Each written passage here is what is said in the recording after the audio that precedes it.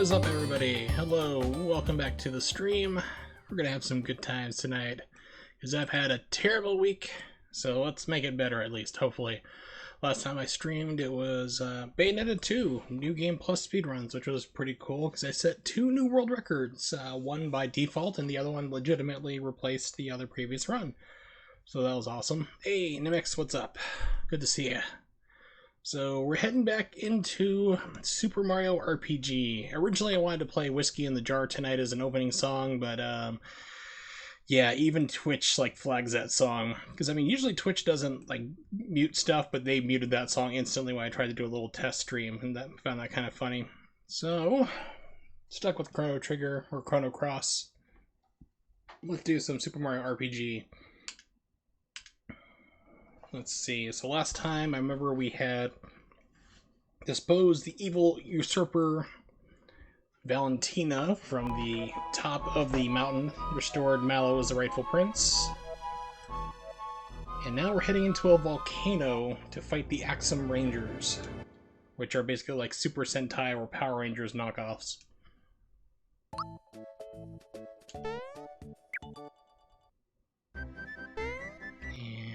So that's around the PlayStation earlier. Turn back on latency, run ahead.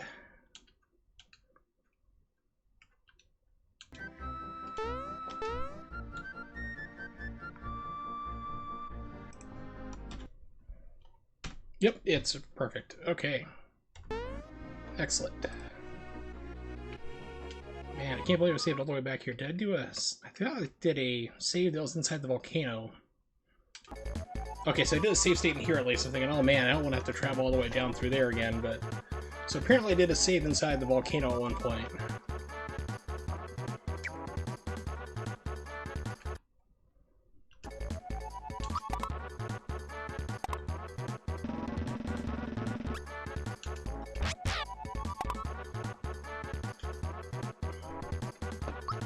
Okay. Mallow still levels up. How do I have Mallow in my party? I don't think I have Mallow in the party right now. I think it's just hanging out the back because everybody levels up in this game, which is great. So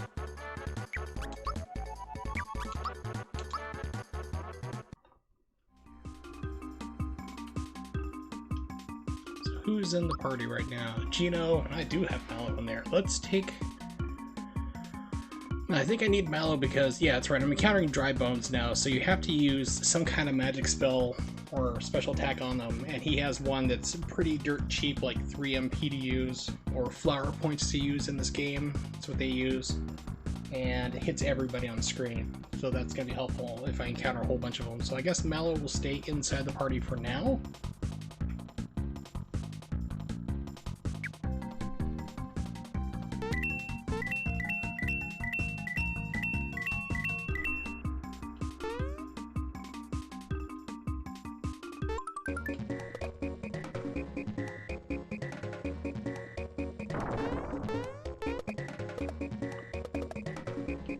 Bad. I have a star and I'm like hitting nothing.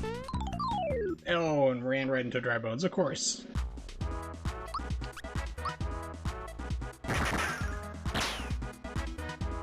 Right now I don't have my headphones on either, so it's like it's even harder. It's just bugging my ear, my right ear. It's still healing. So the I blew out my eardrum 4th of July. It's getting a little more aggravated, so it's healing up. I mean, hearing is slowly starting to return to it, but just wearing headphones and having anything like right next to it's like really just making it angry. Doesn't feel right. Okay, let's try adjusting the audio just a little bit.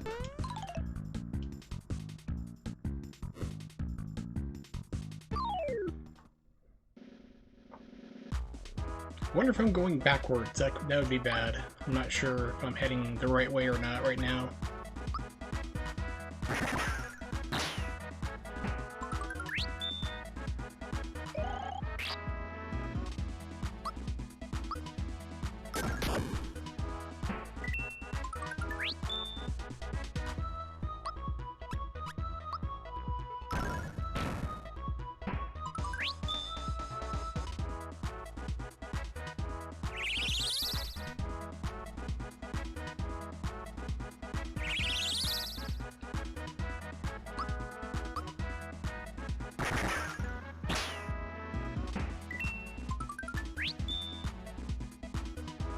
Well, getting a lot of luckies at least. See if it does it for coins or experience points. And double coins, don't need those.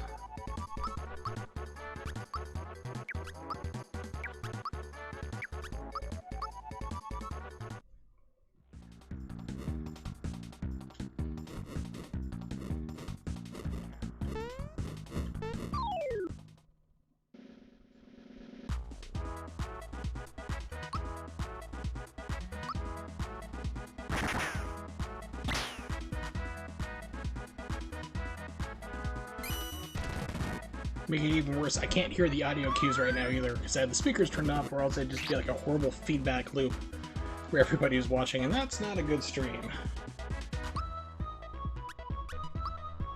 So I'm just trying to remember how it is on visual cues alone.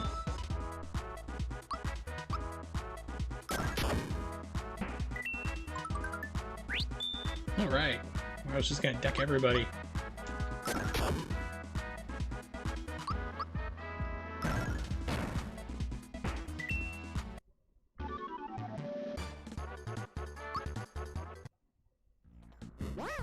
Oh, that's great.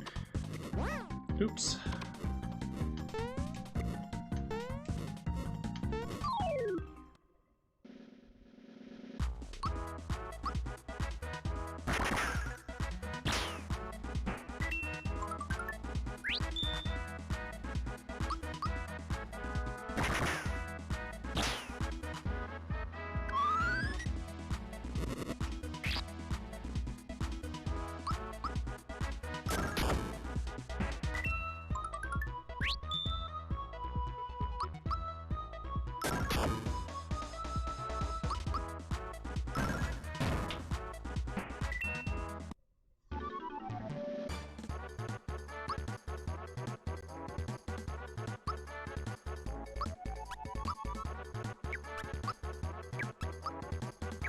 Okay, looks like max HP would be good. Hold forward, see if we can... Yeah, okay, cool. It didn't dump me in the fire this time. Yeah, I'm pretty sure I'm going backwards. Well, maybe I'm going forward, I'm not sure. So I said it seems familiar, but unfortunately it didn't save, so I could just be retreading path back to where I was. So I just don't know, unfortunately, at this time.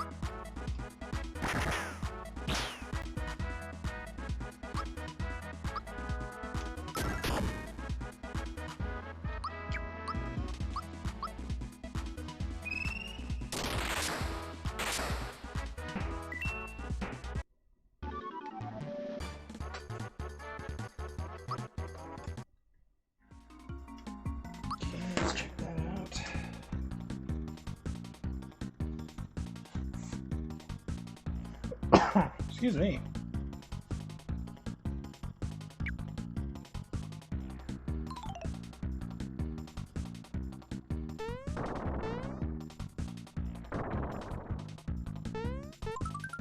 Okay, so yeah, I was just basically retreading the same ground, because this is where I stopped last time. I could have sworn I had saved. I guess maybe I didn't. Nope, there we go.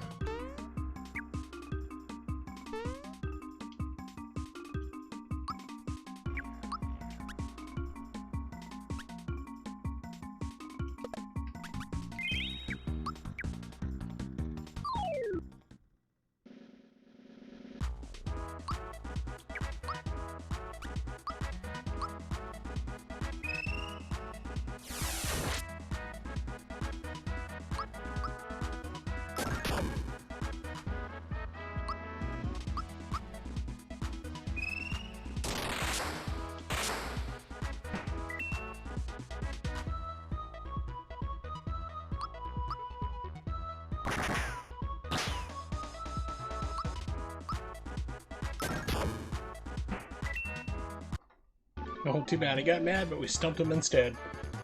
Ooh, firebomb. I think that firebomb comes in handy in, like, literally one fight. And I don't know what fight it is. It might be the upcoming Axe of Rangers, or it could be something we're already past. I just don't remember. It's one of those things, like, I remember that it's useful, but I can't tell you for what.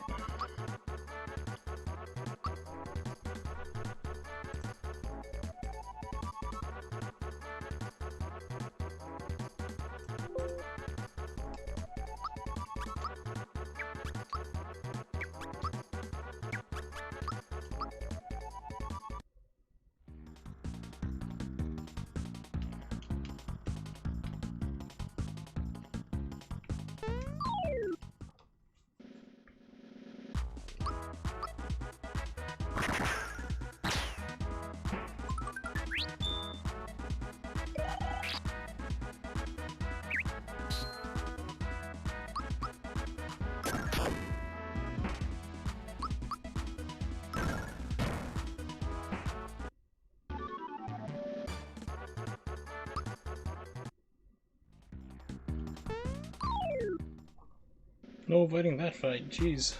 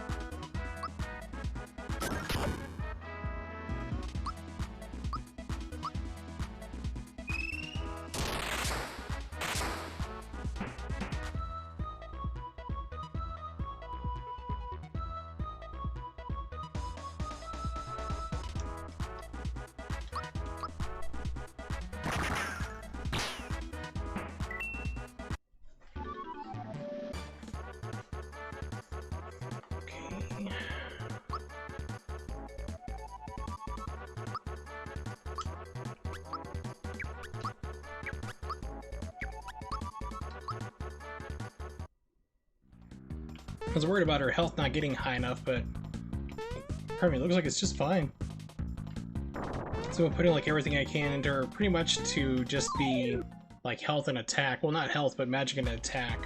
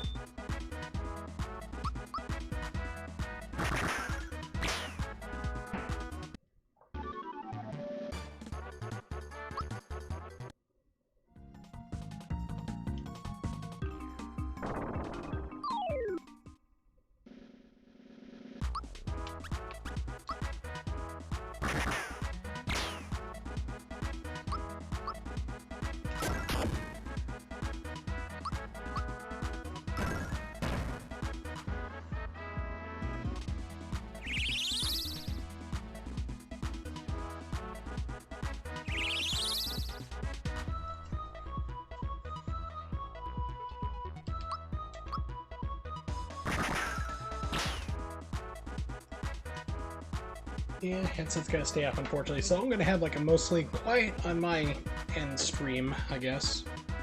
It's weird not hearing the music or the audio timings, but it's just bugging my ear way too much. So I had it on, like the headphones back on for a couple of minutes, but it's aching too much. It feels like you have like an earache. It's pretty much the sensation that it feels like.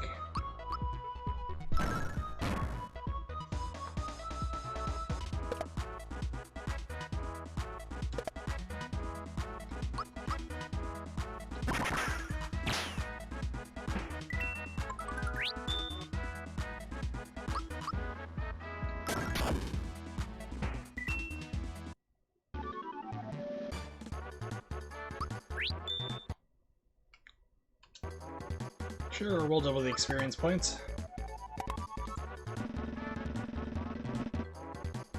And survey says, hey, got it right, just by dumb luck.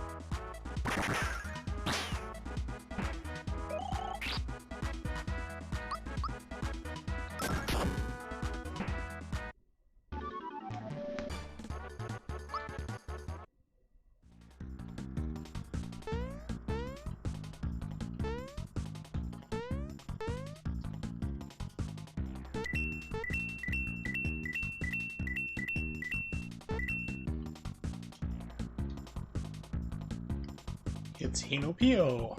Hey there, thought I heard footsteps for a minute. I thought I was nuts. This place is a regular inferno. Come on, step inside. Hinomart. Like he runs every single station for whatever you need.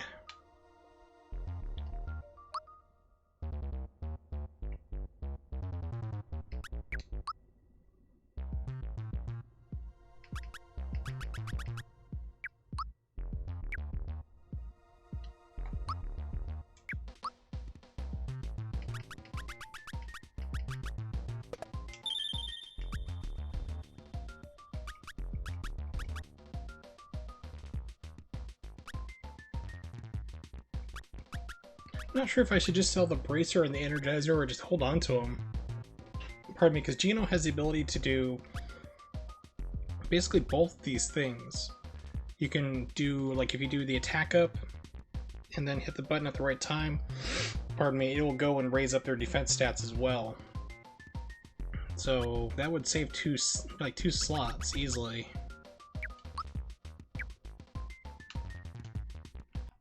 So just make a save state just in case I pick something stupid or buy something wrong that don't need, which can happen. No thanks for now. Armor shop, here we go.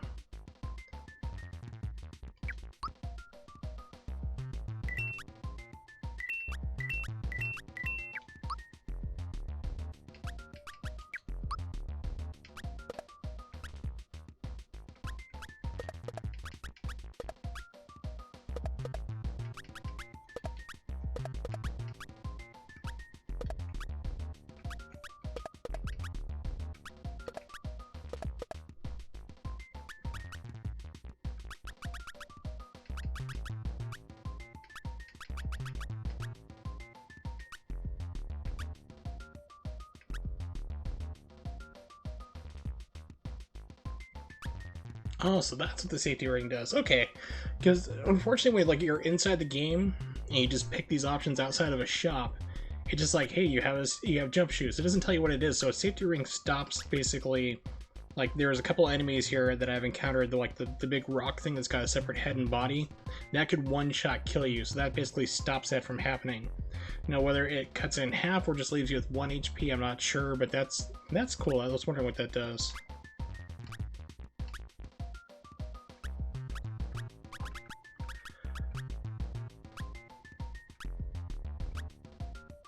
Okay, so I'm thinking a wake-up pin might be good, so that way nobody gets muted. Alright, so let's sell the weapons. I think I have everybody equipped up. Fire pants. Yes, okay.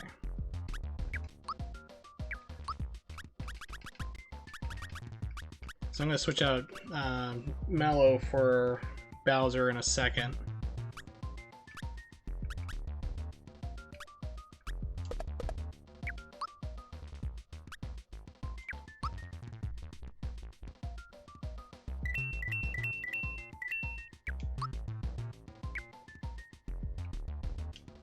And just because I can, it's like there's no real reason not to. It's like I have more than enough money that I need.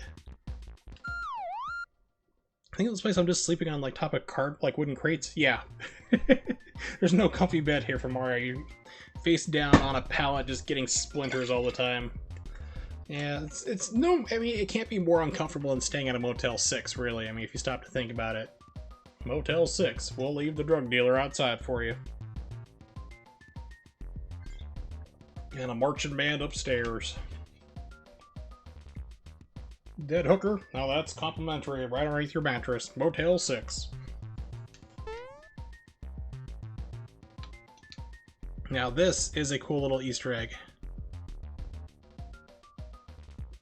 See, the F-Zero ships in this one, it doesn't quite look like an R-Wing. It looks like it might be, but I know these two are F-Zero ships. Unless this last one right over here is I'm jumping next to. I'm not familiar with it. I don't remember in the Super Nintendo version, at least. So it's Captain Falcon, and the other guy used to use, like, the pink racer, I called him, because I never remember that guy's name. But everybody remembers Captain Falcon. Let me try turning on my speakers, I'm going to have the volume really low. I just need to have some kind of feedback here. This is getting really kind of annoying. I'm going to put my speakers on like level 10 out of 100.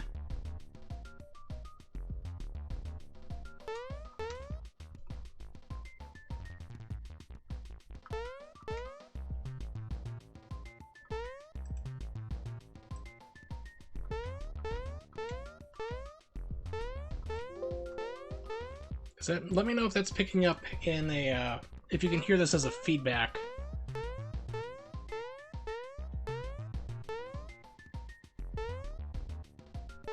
I don't think it is. I'm looking at the monitors for it, but I don't think it is. But I can just barely hear the jumping.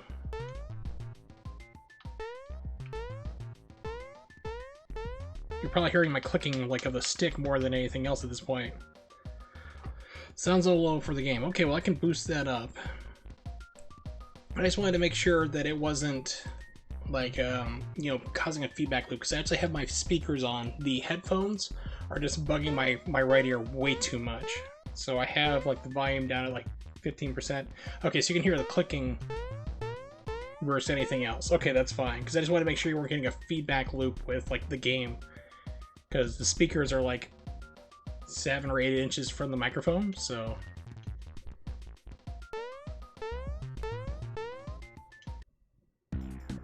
there better be a safe spot, and there is. It's not saved just yet. Let's swap out a team member. Yeah, the Xbox One controller I've been very happy with, but the buttons are rather clicky.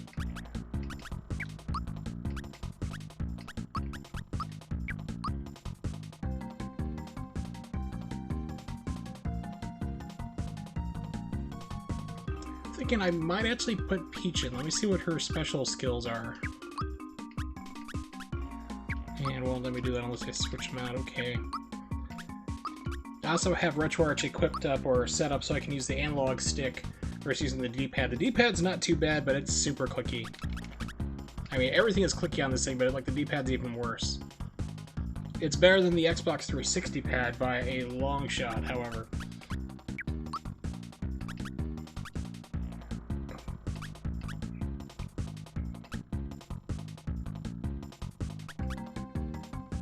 Group. Okay, so this is a, yeah, so that's a heal everybody.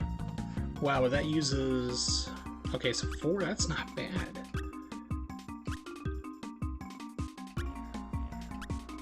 I actually might move, let's try taking Geno out. We're gonna have Toadstool and Bowser. We're gonna have the straight off Mario, you know, the main players of the Mario games. Let's put Toadstool here, Bowser down the bottom.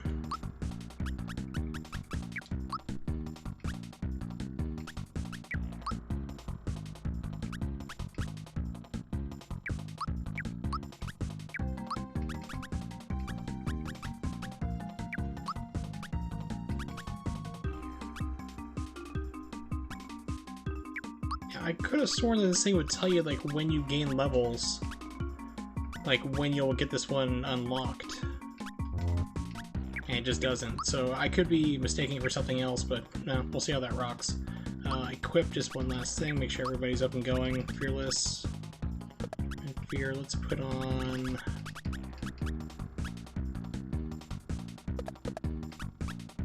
Mute.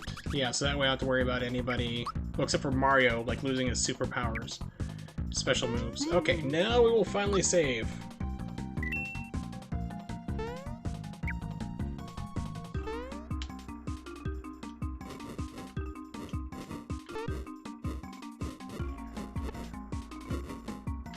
I'll say, I've seen these blocks from Mario Brothers 3. It's like they make you fall.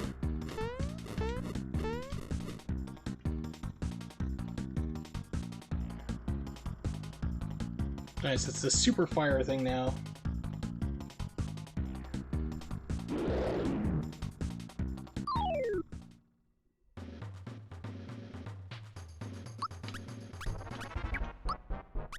Oh, she does have all these. What the heck? Okay, so I guess it wouldn't let me use them inside there, so... Alright.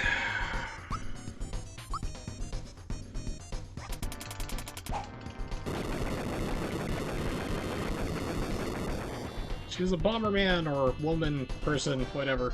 I just think those statues in the background are the more interesting thing versus the boss I'm actually fighting.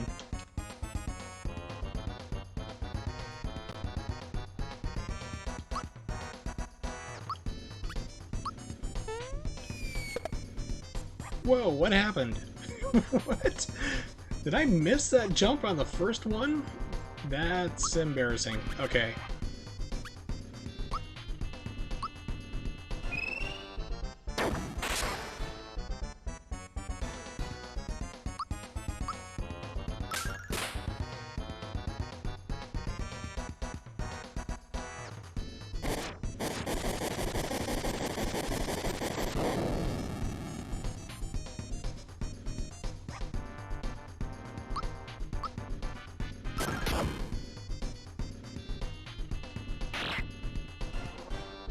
It's like, please don't kill Peach. I need her to heal everybody in just a second. Alright, let's try Bowser Crush. That actually reminds me a lot of Frog's super... It's not a super move, like tech move is what they call it in Chrono Trigger, where you just like, it's this frog stomp. It like this big giant frog coming down the center screen, bounce left, then right, then exit. But of course, Square did make this game, so that makes sense that the attacks might be somewhat similar. Alright, so let's do Group Hug.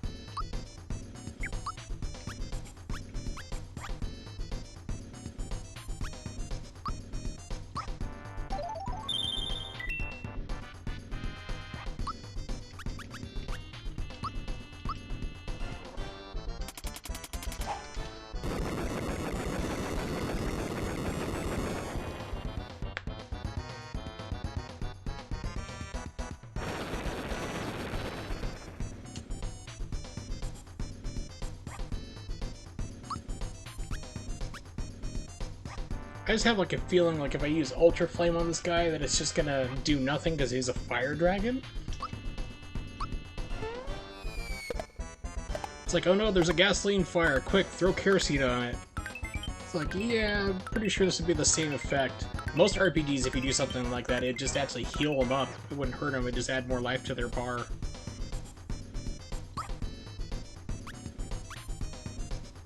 I wonder if this will work on them. It does nothing. Okay, great. Wasted item. Outstanding.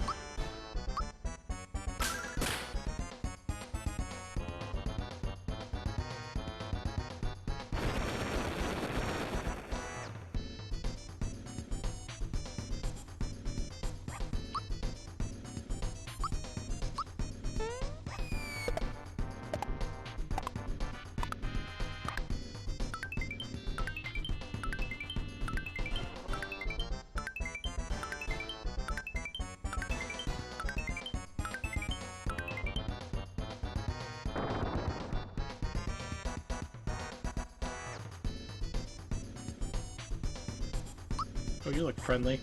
Alright, so... yeah, just for fun. We'll see if it does anything at all. No. Hey, at least I didn't waste it. I got a freebie, so that's cool.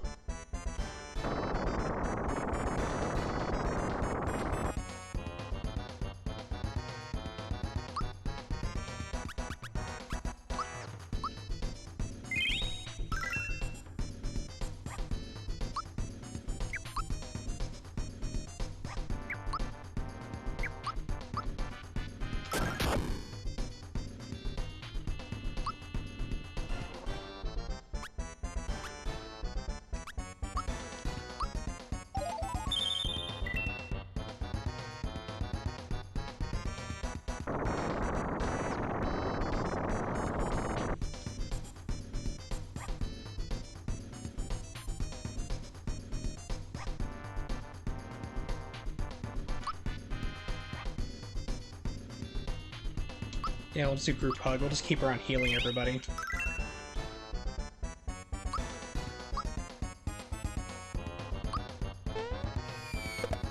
I went back and watched the, oh jeez, I should probably not talk while I try to do that because you gotta get it in frame perfect. I watched the, Super Mario RPG speedrunner. Like, she did like a clinic little thing on how to do the, Mac the Knife skip, which was like the second star you get that I failed miserably at trying to do. She showed how to do that, and she also talked about the super jump, and she broke it down, like, or, like, if you get 13 jumps, because you can go up to 100 out of that, she's like, if you're getting only 13 jumps maximum, you're actually hitting it, like, on the, it's like a 3-frame window, or actually, no, it's a 2-frame window, it's even worse, and you're hitting it on frame 3. So it's like she went by and slowed it down, like did like frame by frame to show you where you're supposed to be pushing it instead. And she didn't have any like advice other than like, well, just keep practicing it, but just keep in mind if you keep getting 13, just try pressing it slightly slower next time, and that'll keep going. So best I've managed to do, I think, on stream so far is 20. So way back when this game first came out, actually I did get the 100 because that is a challenge with Jinx's little grasshopper / cricket thing back in the Monster Village. That took a lot of time to do. Alright, back to the fight. Let's try Bowser Crush again.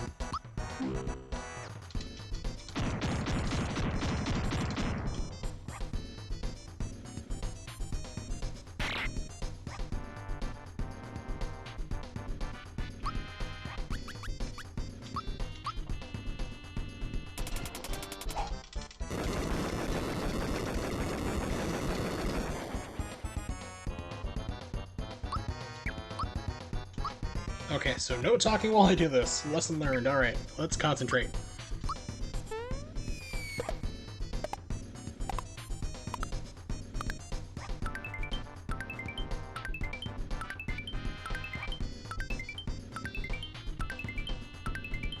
Hmm, 14.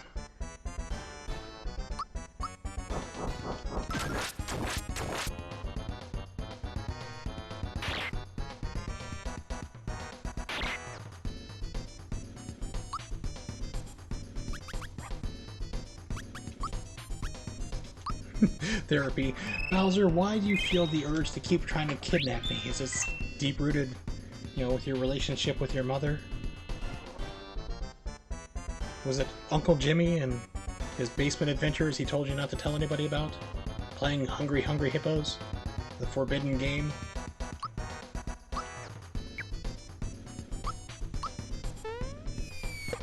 Let's all face it, Hungry Hungry Hippos was the coolest board game to play as a kid.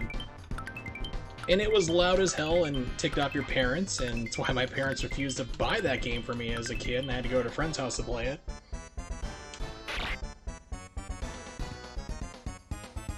I wonder if they even make it still, or if somebody's protested against it because, like, you're overfeeding hippos, which are in, like, a vital wildlife. I don't think they're endangered, but somebody has to protest it somewhere, I'm sure.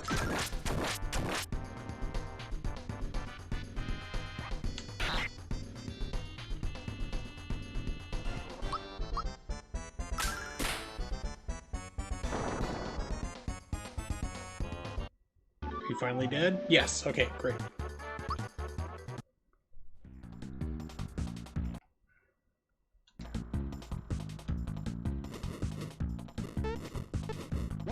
Yeah, way to go. That was awesome.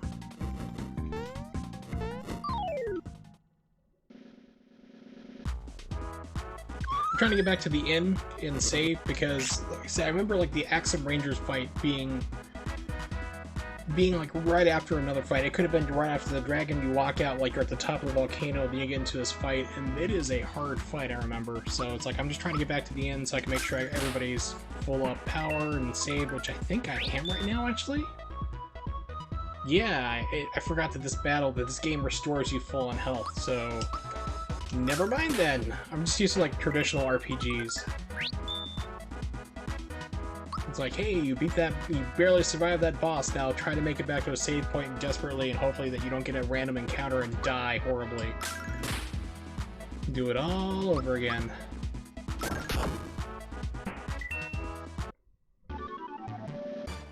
Oh, by the way, Nimix, since you're here in chat or hanging around, I did actually get around to finishing watching that task you just finished up there, which is kind of funny because now I can finally hear it like with the music and like the dancing goes with it. That has to be masking loading times, I swear, because that just takes forever. It's like it's I forgot what the name of was. It starts with an F. I'm drawing a blank on the name of it. I'm sure you remember it right now, but. Yeah, so it just seems like, okay, like you zap the spiders real quick, you hit whatever's there in the way, then it's like just loading forever. I'm guessing it's hiding loading is what that is. I could be wrong, though. Feels entertaining, though.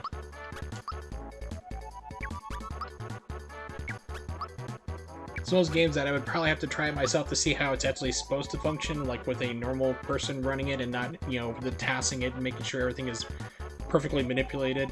Okay, so yeah, so it was hiding loading times then.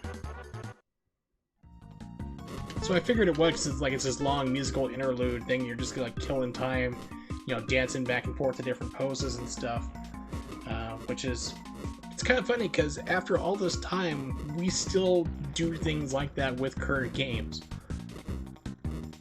So it's like we still hide things, like people complained about the elevators in Mass Effect 1. It's like, oh, why do elevators take so long? It's like, because you're not looking at a loading screen. They've admitted, the developers BioWare said, yeah, we're secretly loading everything as fast as we can in the background. Which is why it's futuristic technology, you can warp all around the galaxy and everything, and elevators take like an hour to go from one deck to another.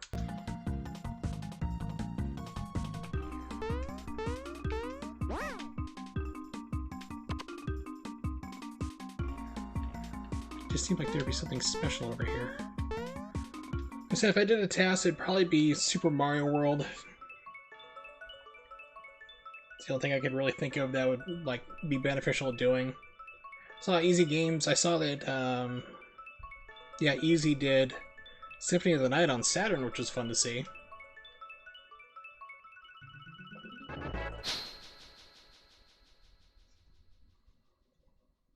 The Maria run through.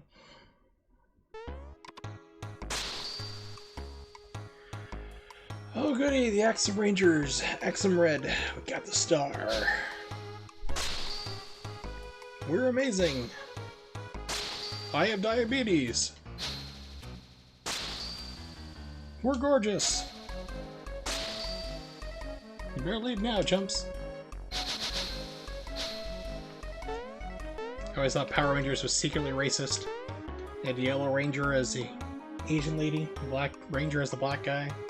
It was actually, Key and Peele actually had a skit like that. It was hilarious, making fun of, like, one guy just flipped out, I was like, whoa, whoa, whoa. And he's like, I am not the Black Ranger. It's like, I may be black, but, like, my thing is, like, purple. And everyone keeps, like, referring to him. But it just turns out at the very end, after he storms off and leaves, that they were just, like, they were, like, miscommunicating. They were talking about, like, the actual Black Ranger who was, like, not there at the scene. It was, like, just a whole complete and total misunderstanding. Key and Peele was amazing. It was a great comedy show that, like, nobody watched until all the clips hit YouTube, then they found popularity there. It was kind of weird. It's like, don't watch the show, just watch the best of clips on YouTube instead. But it didn't hurt him. I mean, Jordan Peele went on to be a pretty good director. Did Us most recently, the horror movie about the family and like the doppelgangers trying to kill them and other things. I did Get Out, I think about 2 years ago. That was good. Hey, Red, look down there. It's gotta be the ugliest mustache I've ever seen. Yeah, he's just jealous he doesn't have a mustache, that's all. Guy's worse looking than the Claude Mario. It is Mario ID 10T. I did that once at AOL. I said like, oh yeah, you should be having an ID 10T error, and the guy's like, are you calling me an idiot? I'm like, no, sir, it's an actual error message that we have. If you'd like, I can walk you through the database logs to show you exactly where it defines it. He's like, oh no, that won't be necessary. I just thought you were calling me an idiot. I'm like, oh, I bluffed my way out of that one. And for the record, he was an idiot. So all those wonderful fun people is like, I know everything about computers. You can't tell me what to do. It's like, well, then why are you calling tech support? if you know everything. It's like, I don't know everything. I still have to call tech support, and I know IT stuff. It's like, I still sometimes have to call people who are up above me, who know better than I do.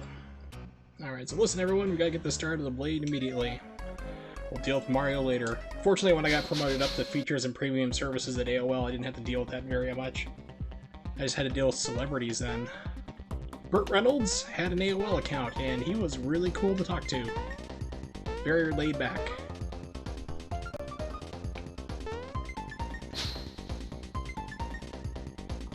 Hey, Red, careful with this. You're all thumbs.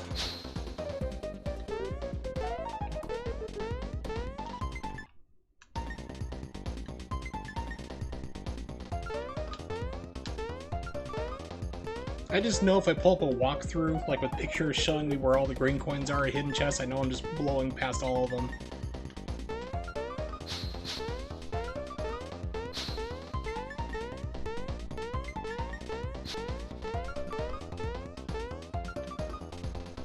Yep, Burt Reynolds. I talked to Brandy, the singer, who I don't think anybody's heard of in 20 years, and Mike Nelson of MST3K, now Riff Tracks fame. They're all pretty nice.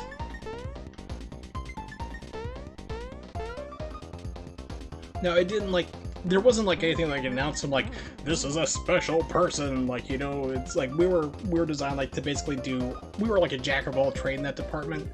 So we'd handle what was called like VIP accounts, which would be like celebrities, higher up singers, musicians, things like that. But it's just like, it was flagged on the system when you brought them up, it'd be like VIP, but it wasn't like, it wouldn't announce it to you in your heads or everything, or make a big a deal. It's just like, oh, I'm like, Mike Nelson, were you on Mystery Science Theater 3000? He's like, yep. He's thinking, oh great, this guy's gonna start gushing. I'm like, okay, cool, I was just curious, and then went on and helped him and got him along, you know, connected back up to the internet with his broadband. A lot of people just like, they were just impressed I just didn't treat him like anybody else. I was just like, you know, I didn't treat him differently. I was just like, yeah, whatever. It's pretty much my approach to meeting anybody. You know, it's like, if you're famous or not, it's like, I pretty much treat you the same. Because in my life, I have met quite a few famous person, and it's just like, whatever.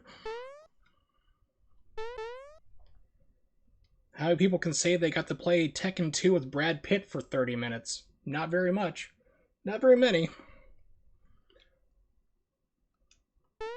Yeah, that's for sure. Relax, people. Or golf with Willie Nelson for about 4 holes. He is a good golfer, and he smokes the strongest pot I've ever had before in my life. I don't know how he could stand. He's like, hey, want to hit at this? I'm like, sure. And I'm like 17. Didn't care because I looked old enough. And next thing I know, I'm like trying to stagger around sideways. I'm like, okay. He's like, I'm going to keep playing through. I'm like, yeah, you just go on ahead, man. It's like, thanks for hanging out and just talking to me for a little bit, you know. So he said like, hey, he's like, how you doing? Might I have to play with you there? And I turned around. I'm like, see this old guy with red hair, reddish gray hair, and braids down, you know, pigtails down the side, and it's kind of short. I'm like, you're Willie Nelson. He's like, last time I looked in the mirror. I'm like, cool. He was actually on his way out to Grand Rapids, I believe it was. And he liked the golf, so he decided to stop by at the Minot Golf Course, and he had to, you know, play a quick round of golf before he just got back on the tour bus and kept going around.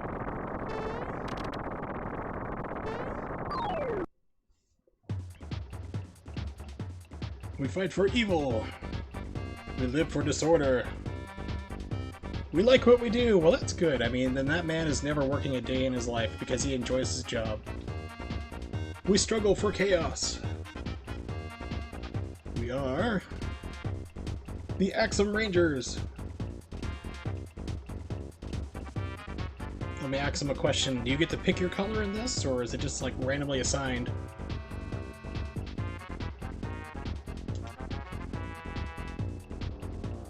It's not red, it's maroon! The star piece gives people hope. It needs to be destroyed. Oh geez, I didn't realize the fight had started already.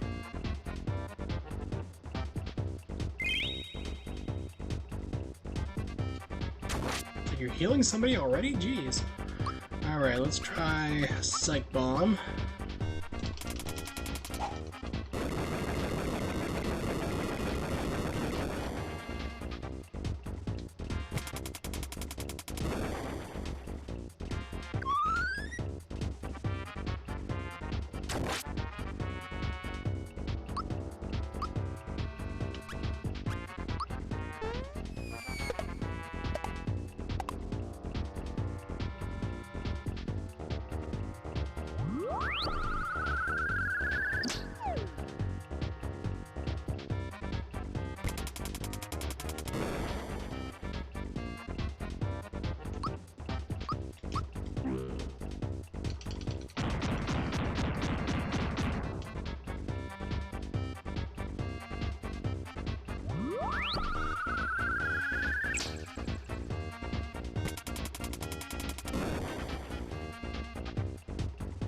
This is why it's such a hard fight. It's 5-on-3 and they just attack everything constantly.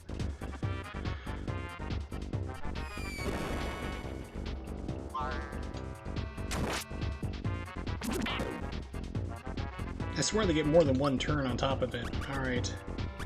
Group hug. This is why I had made sure to have Peach on here, because I remember that you need to do a lot of healing for everybody, and she is the one to do it.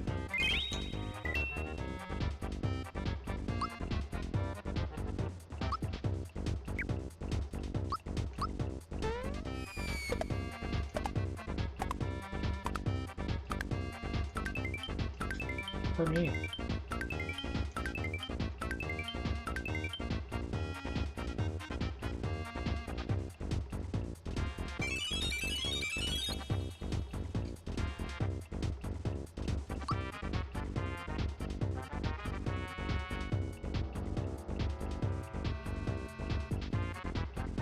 Well, it seems like RPGs don't have the skill level that platformers do.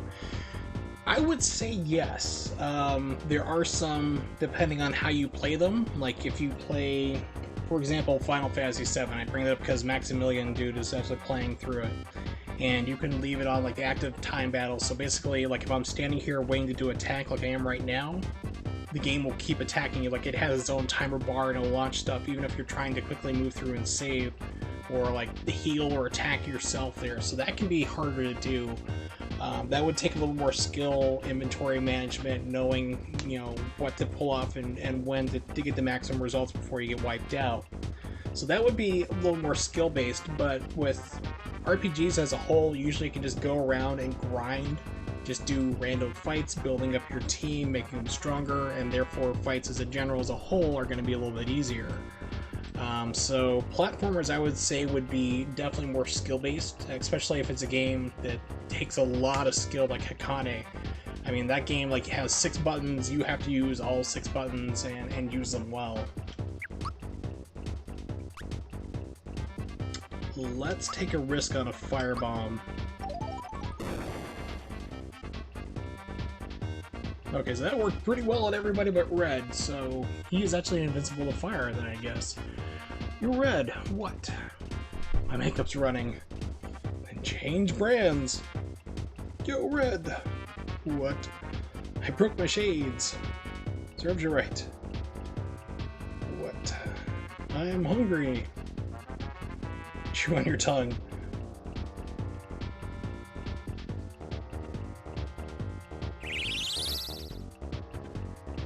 Okay, so firebombs actually work really well on them, so good to know, but I'm going to do a group hug instead.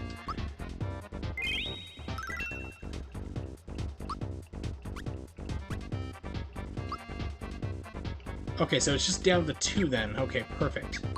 So they're out of the fight, so...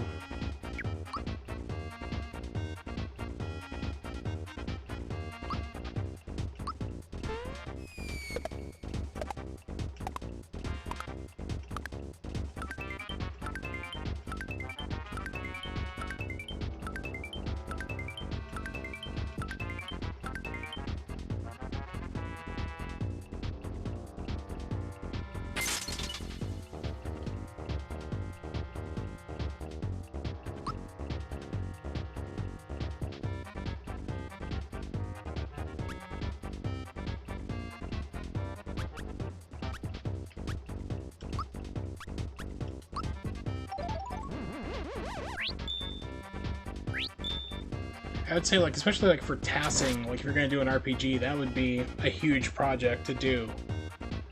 So, I mean, there's just so many things you have to worry about and know about fights, what they're weak against, what they're strong against, things like that. I think that would be... RPGs have to be one of the hardest things to even just speedrun, and then to task it would be even harder to do, in my opinion.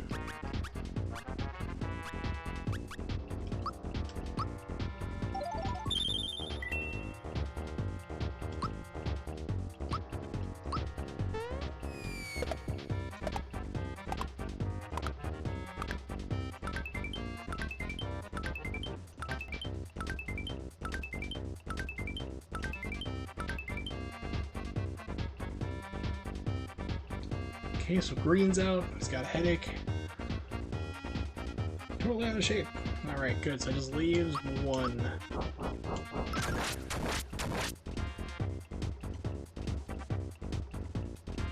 Enough! Now I'm angry. Time to finish this formation. Oh! That's not appropriate. There could be young children and priests watching. We don't need the FCC to come and get me on Twitch. Here we go. Force beam energized. Maximum charge. Fire the breaker. Please don't.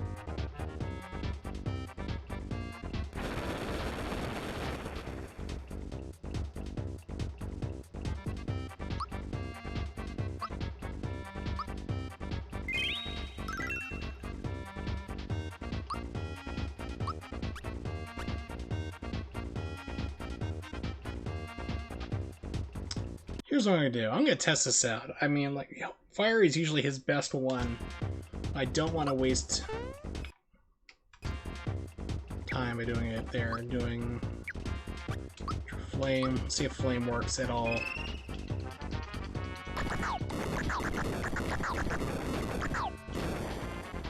Okay, so flame does work.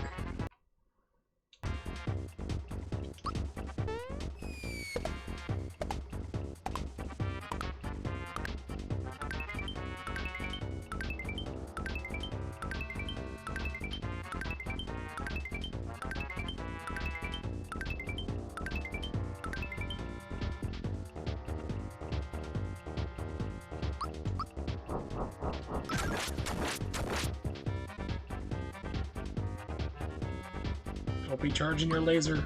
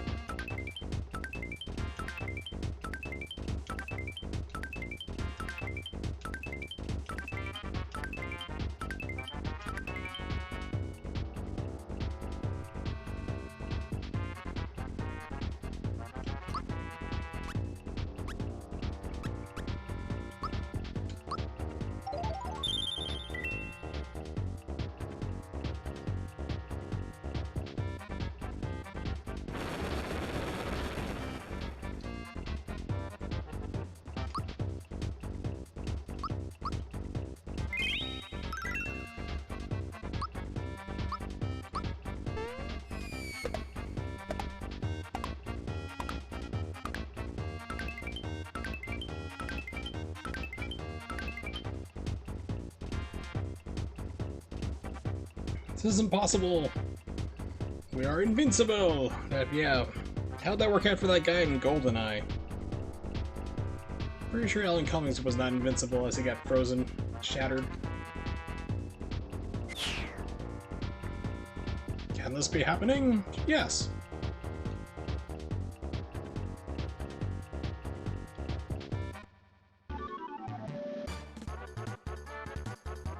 So for all that, I only got 17 experience points. I feel robbed.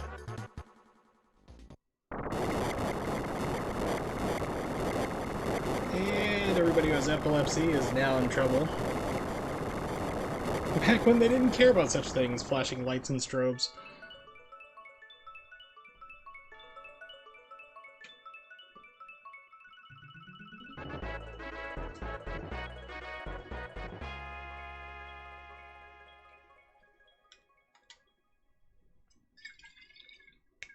6 star pieces have finally been collected. Where could that last star piece be? Now I think we head back to Bowser's Castle, I believe.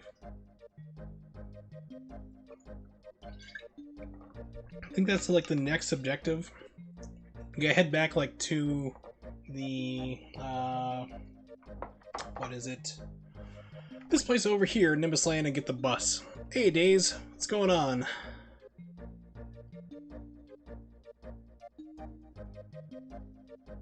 Yeah, not much here either. Just sipping on some whiskey, drinking some root beer, playing some greatly overlooked Super Mario RPG. Oh, it's a great one. I mean, it's definitely why I stream it. I had this whole policy about not streaming RPGs. And I'm like, and I broke my rule because I'm playing this, because I'm usually like about the fan that's like says, you know, RPGs are better played by you, whoever is watching or whatever like that, because it's experience meant for you, but this game's just too much fun not to.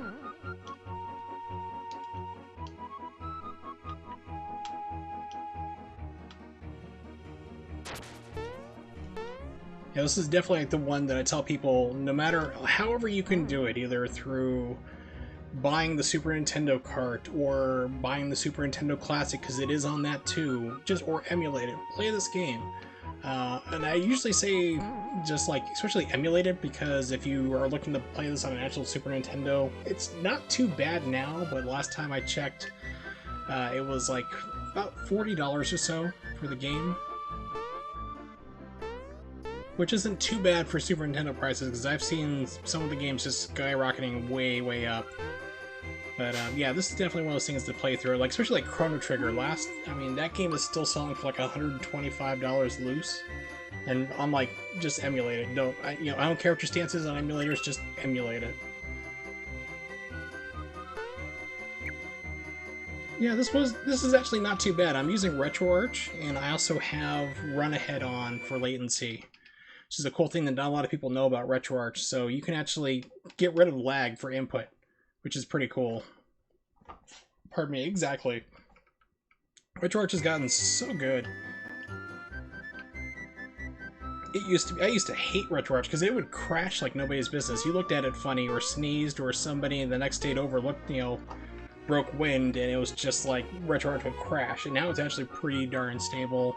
Emulation's pretty good. The latency works well for SNES 9X. There are some emulation errors I've noticed on this game, but they're very few and far between. Am I going to be fighting Culex? No, because I would have to grind up to maximum levels and then do all the stuff that requires it. I would like to, but it's like, I think that'd just be too much of a grind to be like grinding on stream to watch everybody do it. But I can play a video of it. It's like...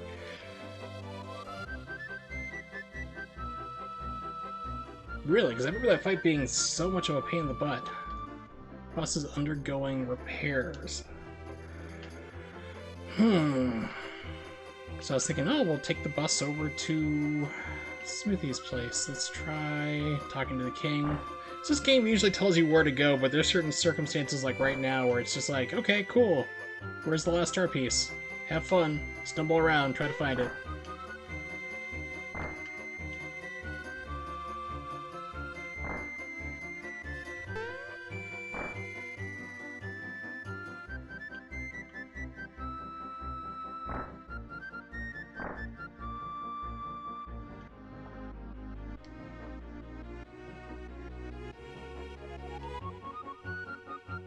We're able to find the star. Yep, XM Rangers took it away from us, but we got it back again. Wunderbar! Now the star thing can be repaired, right? It's like, wow, here. So everybody in this kingdom is an IQ of 80, maybe. That's being generous. They're all pretty dumb. Guess not, you're still missing a piece to take it. Last star. Wait, so the only place left is looking Bowser's Keep. Yep. Give Mario lazy shell armor and weapons. Screw your teammates. Chip away at Culex. Crystals run out of flower power. Use max mushrooms to heal a win. Yeah, I just remember being like a heck of a fight. But I did enjoy, I think it was Final Fantasy IV battle music that plays too. It was quite the surprise. Okay, no way to get in. Okay, so now he's gonna give me the use of the Royal Bus. Really, only 30? That's crazy. But yeah, I'd have to do... I think I have to do, like, the ghost mini thing where you find the invisible flags they put out. I remember you have to do something with it. You have to do, like, a lot of different prerequisites in order to get to that fight against Culex. The time has come for you to take the bus, like a commoner. You get to sit next to deranged homeless people who haven't bathed in a month. Oh, the shiny stone. Isn't that the one where you have to keep trading for everything and then buying fireworks? Well, the fireworks also come in at the end, but you have to do a lot of different trading missions. I haven't played through this game like I'm 100%ed it since it came out. I think the last time I actually sat down and played through the entire game, like did a playthrough, was about 15 years ago. So it's like I have like vague memories of doing things, but I don't remember exactly how to do them off the top of my head. Order a repairman to have it fixed by the time you leave. You simply have to help Mario.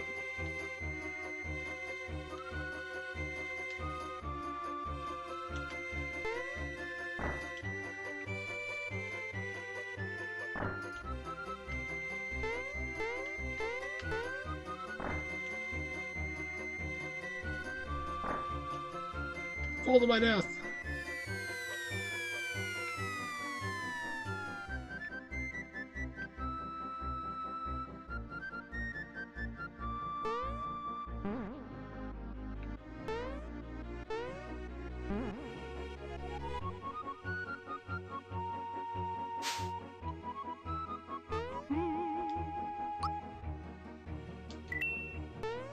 Yeah, I definitely have to look up a guide on how to do all that stuff.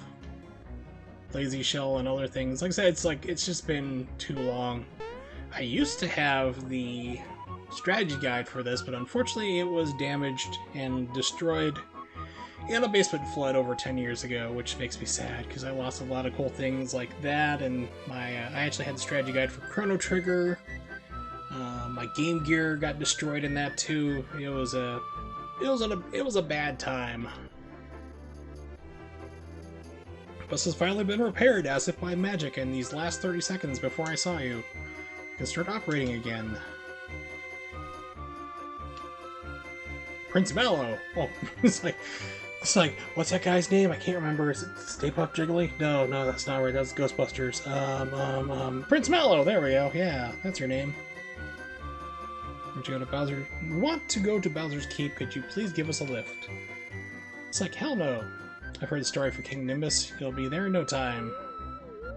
Yep, so I had the strategy guide, and I have no idea what that goes for these days. I'd hate to look it up, but I'm gonna do it anyway, because I do that on my stream. I take diversions. Let's see, Super Mario RPG Strategy Guide. Oh, it's actually not too bad. Well, first one I saw was $14, but that's 7 days left on it, and then there's a buy one now for $55. And that's it. Like, only 2 people are selling it. Or you can just look on GameFAQs and get the wrong information, because that is like if I could remove one page from the internet, just destroy it from all existence, nobody could rehost it, mirror it, no archives, GameFAQs would be the one I'd destroy, because that is just a bastion of incorrect, wrong information. You can post whatever you want and nothing is fact-checked or verified, and you can't remove it. It's purring like a kitten. Of course, we have a cat in the engine. It's cat-powered. It only works 4 hours a day because it sleeps for another 20. Could you take Prince Mallow to the entrance of Bowser's Keep? Of course. Can't wait to get this thing running again. Can't wait to take it right into the world's most dangerous place. Let's go.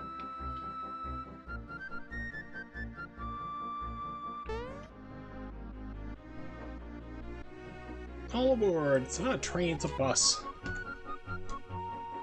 Alright, so let's see. So, that's there. I'm afraid to see what the Chrono Trigger one is for.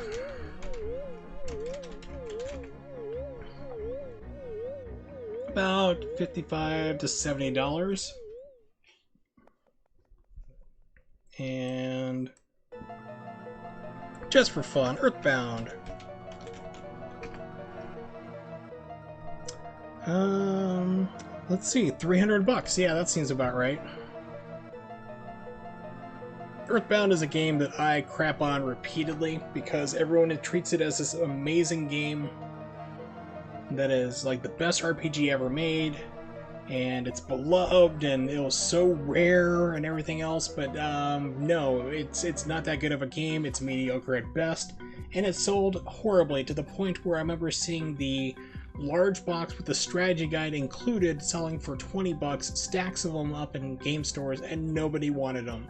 Nobody wanted that game, and then all of a sudden someone decided, hey, this is a masterpiece, and it's extremely rare. They only made 4 copies.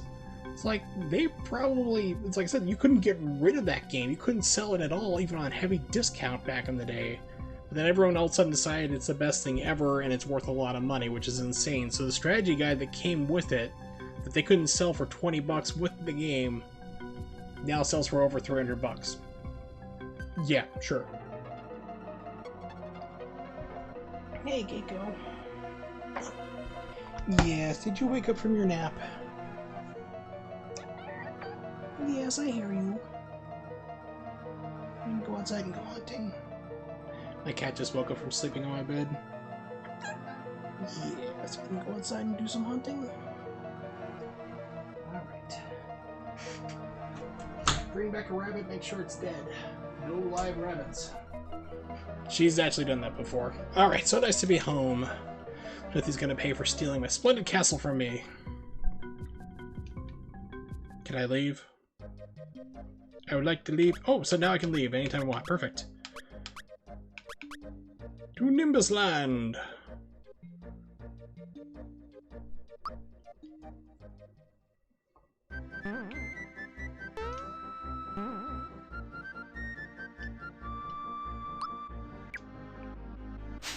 I think, if I remember correctly, the maximum level you can get in this game is 30. I think that's where it maxes you out.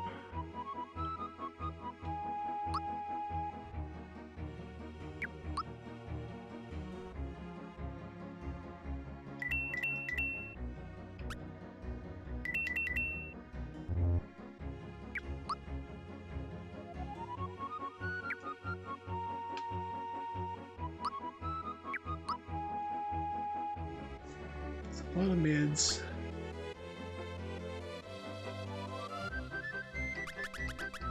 I'm just gonna sell off the Bracer and Energizer. I'm able to use those, and Mallow has them anyway, so... Not Mallow, Gino.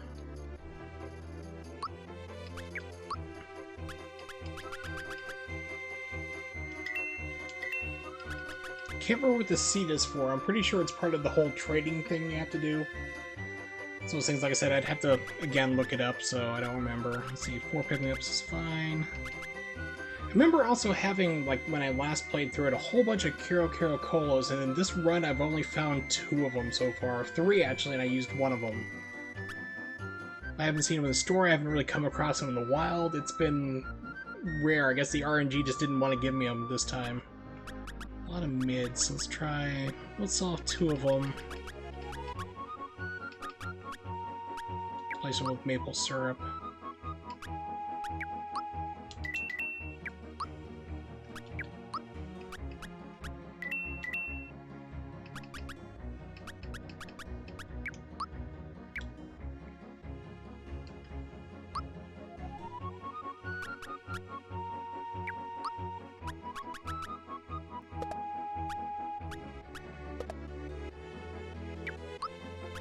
I'm gonna swap out Peach for Gino.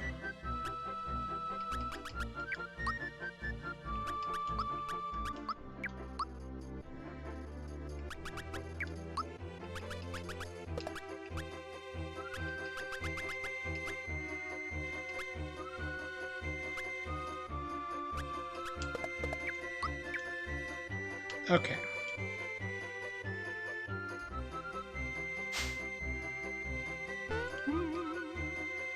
I remember in Bowser's Castle, it was like 2 stages. You had the beginning opening part, so you go farther, and then you'd go, like, you have to defeat the big sword, and then you go into, like, this alternate realm to fight Smithy, I think, as the final guy, or Smithy was the name of the sword. But either way, I remember going inside, and there was, like, this big, humongous production factory making all of the bad guys.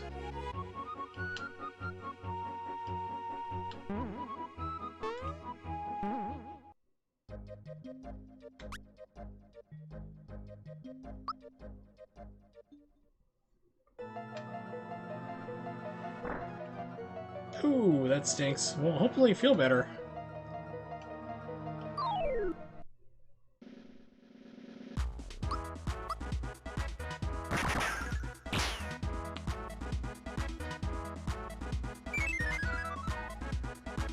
Oh, I forgot Bowser has that effect here too. He scares away everybody.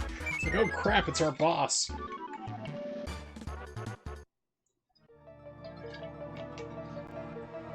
Might be bad for leveling up though if I have him in my party, if I can't really grind out the last second.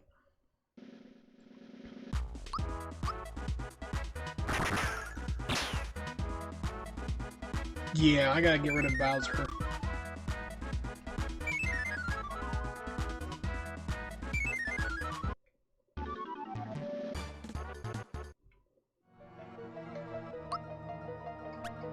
Sorry, Bowser. Alright, wake up pin. I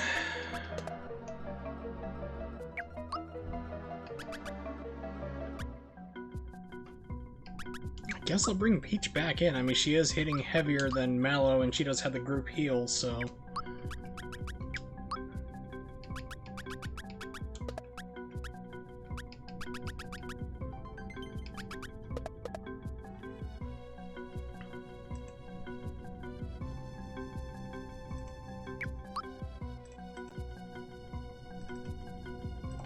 Alright, so I'm gonna run away real quick. Back to the main level just to reset everybody, so that way I can go back in and get all those lovely experience points that I was getting robbed of.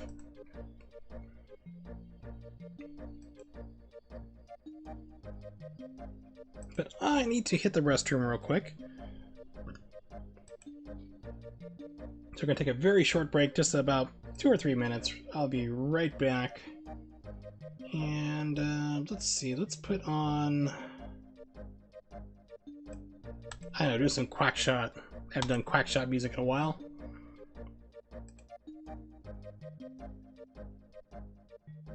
So I will be right back. Hang tight.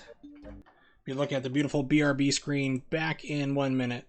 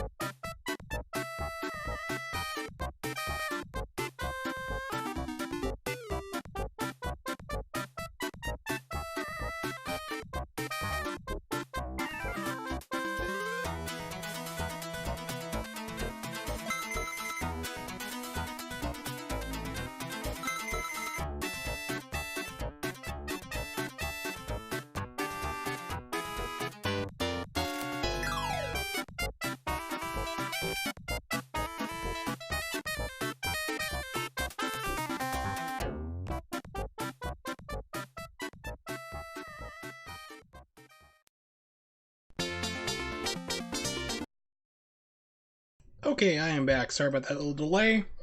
Well, let's get back into it. Okay. Quackshot, a game I absolutely love. I have the Sega Genesis version complete in box. I have the rare Sega Saturn version. And still haven't beaten it. After playing it for like 27 years, I have never beaten that game. Maybe I'll make that one of my next projects in between Bayonetta 2 speedruns.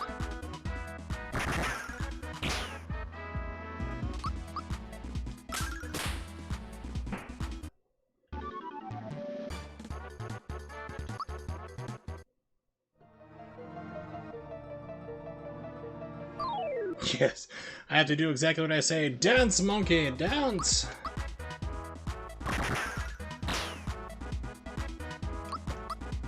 You gotta do the classic, don't you know who I am? It's like, no, do you know the question is, I don't care. Bowser's mood has affected the monster. Monster's confused. Interesting, so even Bowser, because of course everyone's in your party, but they're not active, still influences these guys. But they're not running away, so at least I'm getting the experience points off of them.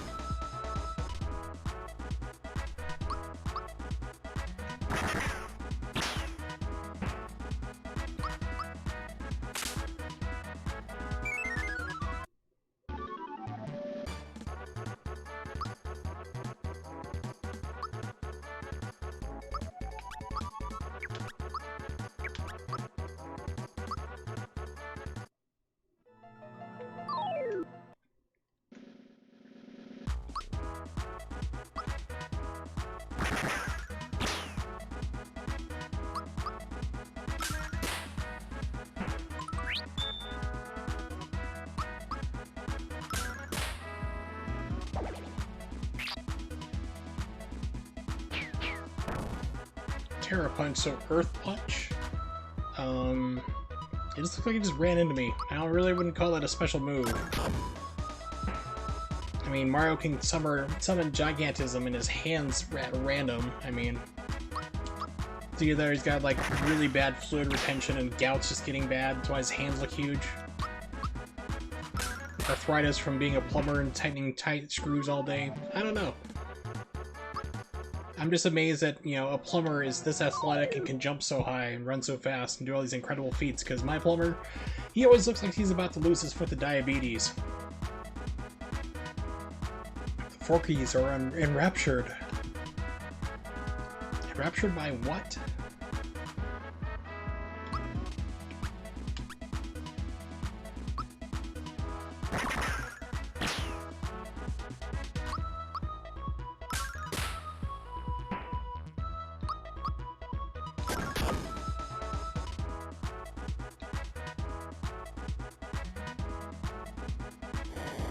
Yes, everyone thinks that's normal.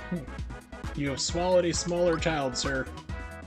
Law enforcement will want to be speaking to you.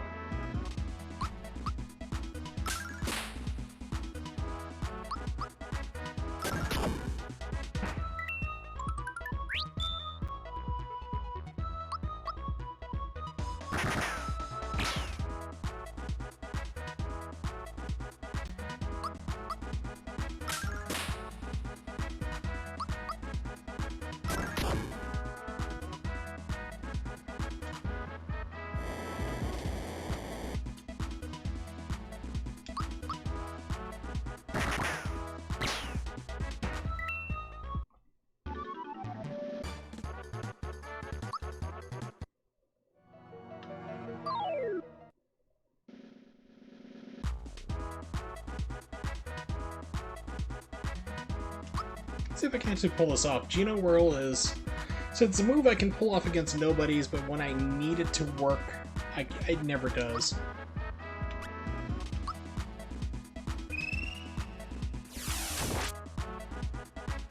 Well, that wasn't good. That was pretty terrible.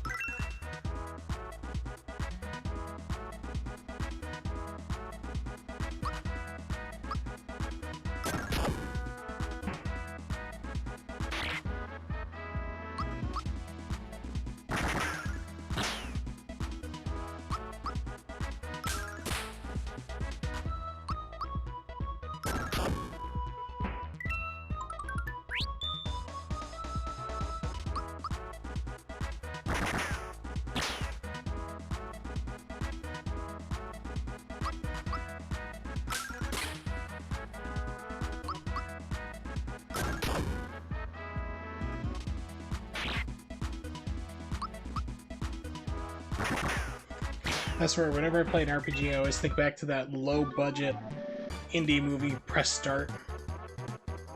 You get into a fight in Final Fantasy VII, battle music starts playing. They're all standing there, like in the normal RPG formation.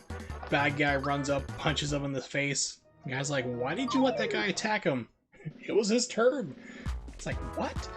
So those things like, it's a low-budget movie. Like I said, I love it to death just because it pokes fun at so many video games. It's got its own charm, but the opening 10 minutes are a little hard, but make it past that, you'll definitely enjoy it. You'll have a good time, or just drink a lot of alcohol and you'll enjoy everything. If you're of legal age, of course, in your jurisdiction wherever you reside in the world, I will not be held for underage drinking. Not this time, at least. However, I will do some drinking myself. I have been drinking some Evan Williams Honey, Kentucky Straight Bourbon Whiskey, blended with honey liqueur. It's good stuff. It's my absolute favorite. It's like, it's kind of funny. It's like, I've had really expensive whiskeys, I've had really expensive stuff to drink, and I like the cheap stuff. It's like, eh. I mean, the best I've ever had was Johnny Walker Blue Label. That's like $200 a bottle. And that is some smooth stuff. You drink that whiskey, it doesn't have a burn or anything, it just goes down smooth. Or you can taste all the ingredients into it. It's really worth the money. It's pretty good, but instead I drink the stuff that's like 20 bucks for like a 750 ml, like a 1.75 liter bottle. It's like, eh, whatever.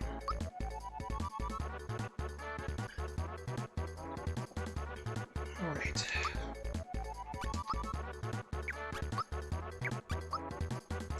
Magic attack it is.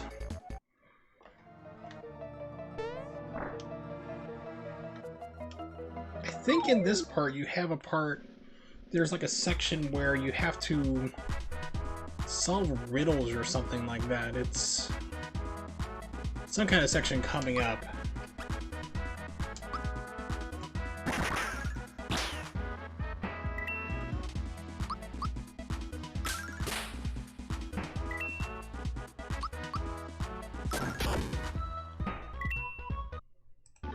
Let's see, Super Mario RPG. Walk through, we'll take a gamble on... Ooh, there's actually a strategy wiki. Let's try that instead of GameFAQs, the most enraging place on the internet. 7-star piece. Oh yes, the 6 doors, that's what it is.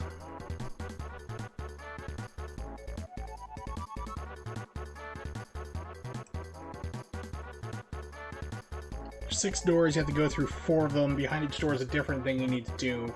So remember, one of them is like an invisible maze of over lava you have to walk on. Remember there was another one. It gives you like, it's like a trivia, like not a trivia quiz, but it's like, so those things like, gives you 4 sentences, you have to figure out, like it's a race, you have to figure out who came in what position based on the very limited information they give you. It's one of those type of puzzles. Like deductive reasoning type skills.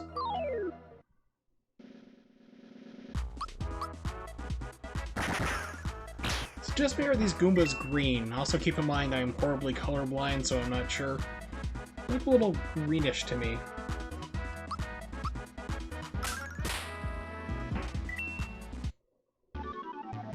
Keep in mind also green is not a color that I can see too well, so yeah.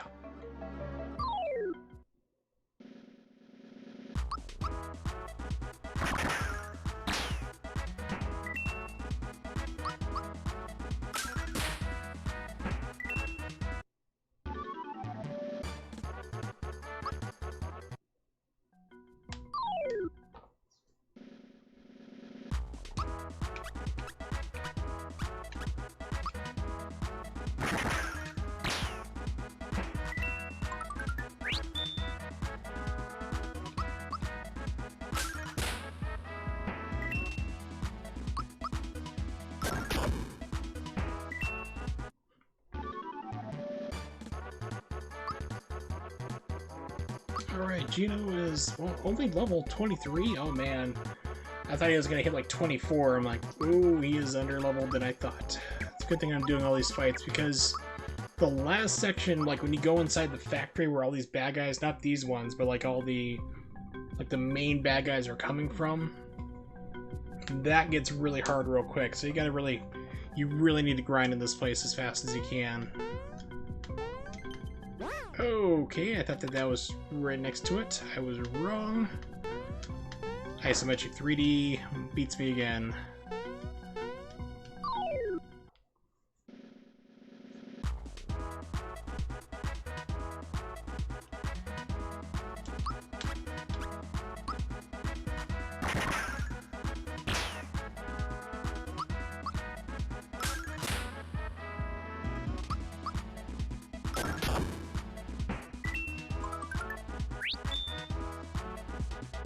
Baraki.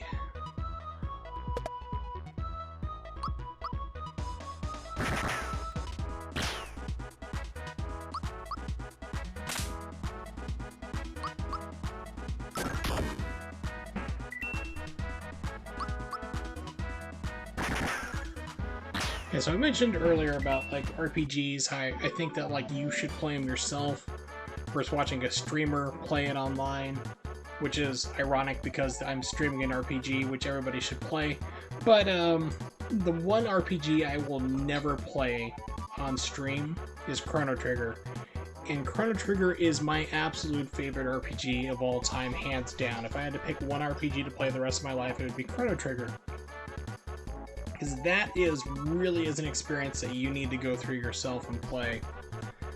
Versus watching somebody else do it. I mean, you can watch it like on Games Done Quick, like they actually did on the last one done really well, like recently. But it's definitely an experience that you need to have yourself at least once and go through and play it. Exactly like, you know, Nimbus, the Yellow Chrono Trigger. It's a good game. Pardon me. Secret of Mana, I didn't really like a whole lot. It was alright, but I even played it 3-player. Like, I had a friend who had the multi-tap for Bomberman, brought that over because you can play Secret of Mana 3 players. And for me, I was just like, but the third game, Suikoden Densetsu 3, which I think they renamed to Trials of Mana because they actually re-released it now for the Switch, and I think it might be coming to PC. That game I really liked. That was really, really good. And I hit the wrong button.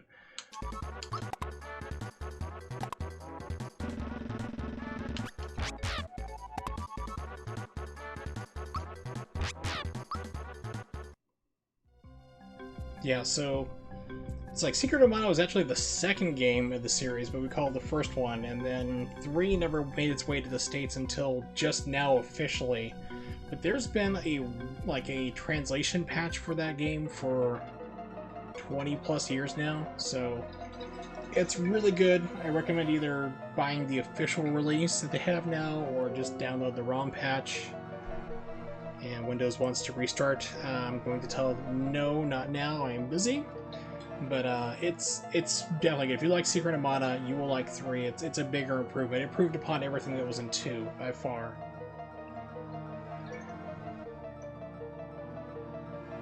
Alright, back to the game.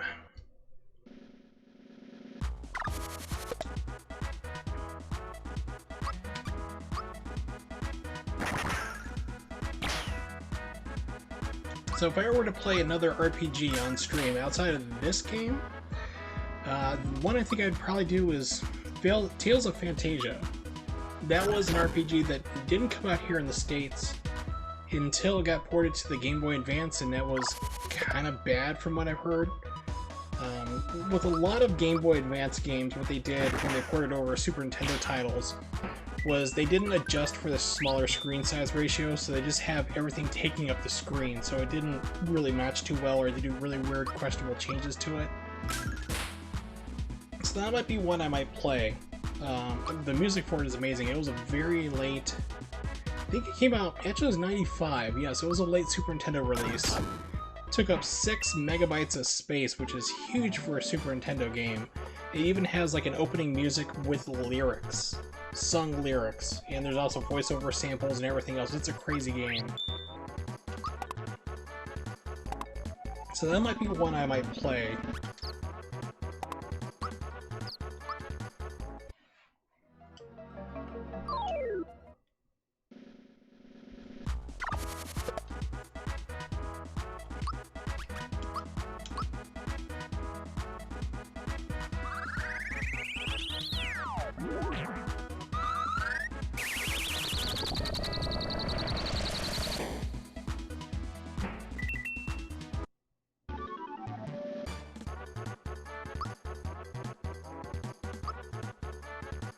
Wow, so Mario's like level 26, but Gino's level 23? It's weird, because like everybody in this game is supposed to be leveling at the same time, but somehow Mario's way higher.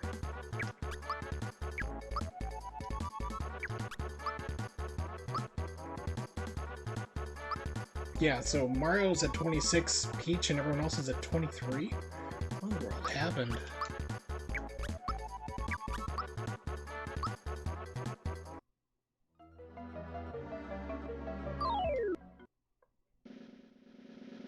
And I think, you know, speaking of Tales of Fantasia a moment ago, if I remember correctly, I think it also got ported to either PlayStation or PlayStation Portable.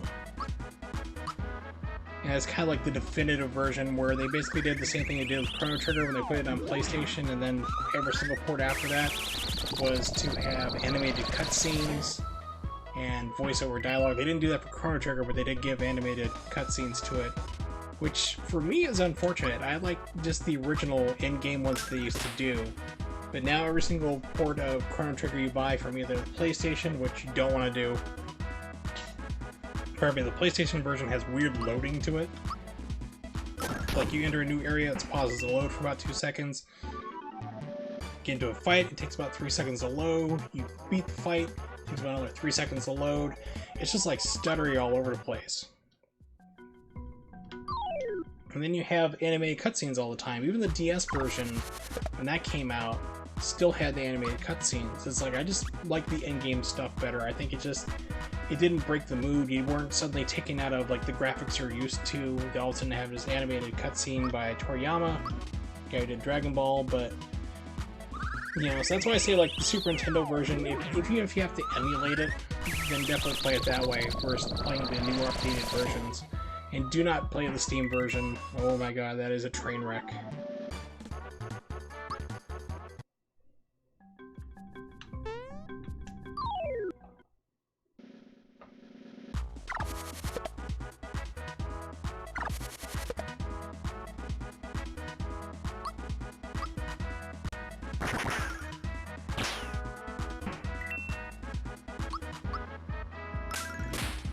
So I'm thinking here, wondering like if the PlayStation version of Chrono Trigger, if it's actually better emulated, if it gets rid of the loading time or not, if it's still in there.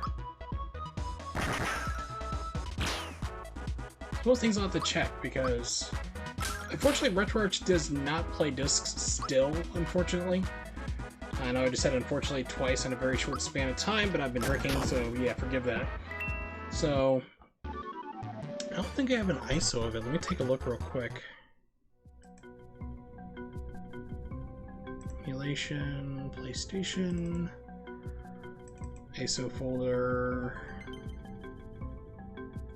I have Chrono Cross. I dumped Chrono Cross myself. I have that game, so I made my own copy, but I do not have Chrono Trigger.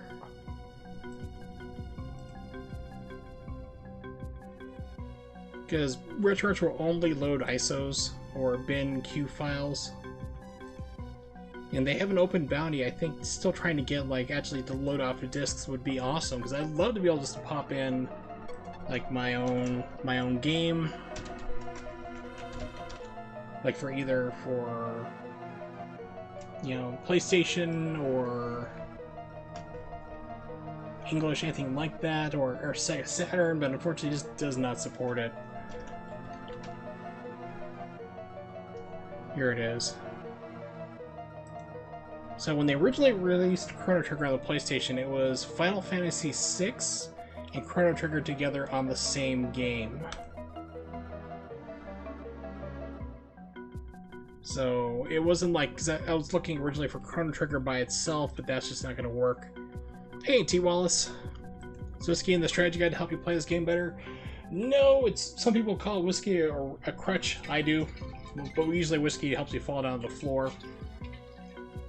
Yeah, I have Chrono Cross for the PlayStation as well. So I actually ripped my own copies of it to have it on my hard drive just to play an emulator if I wanted to try it out.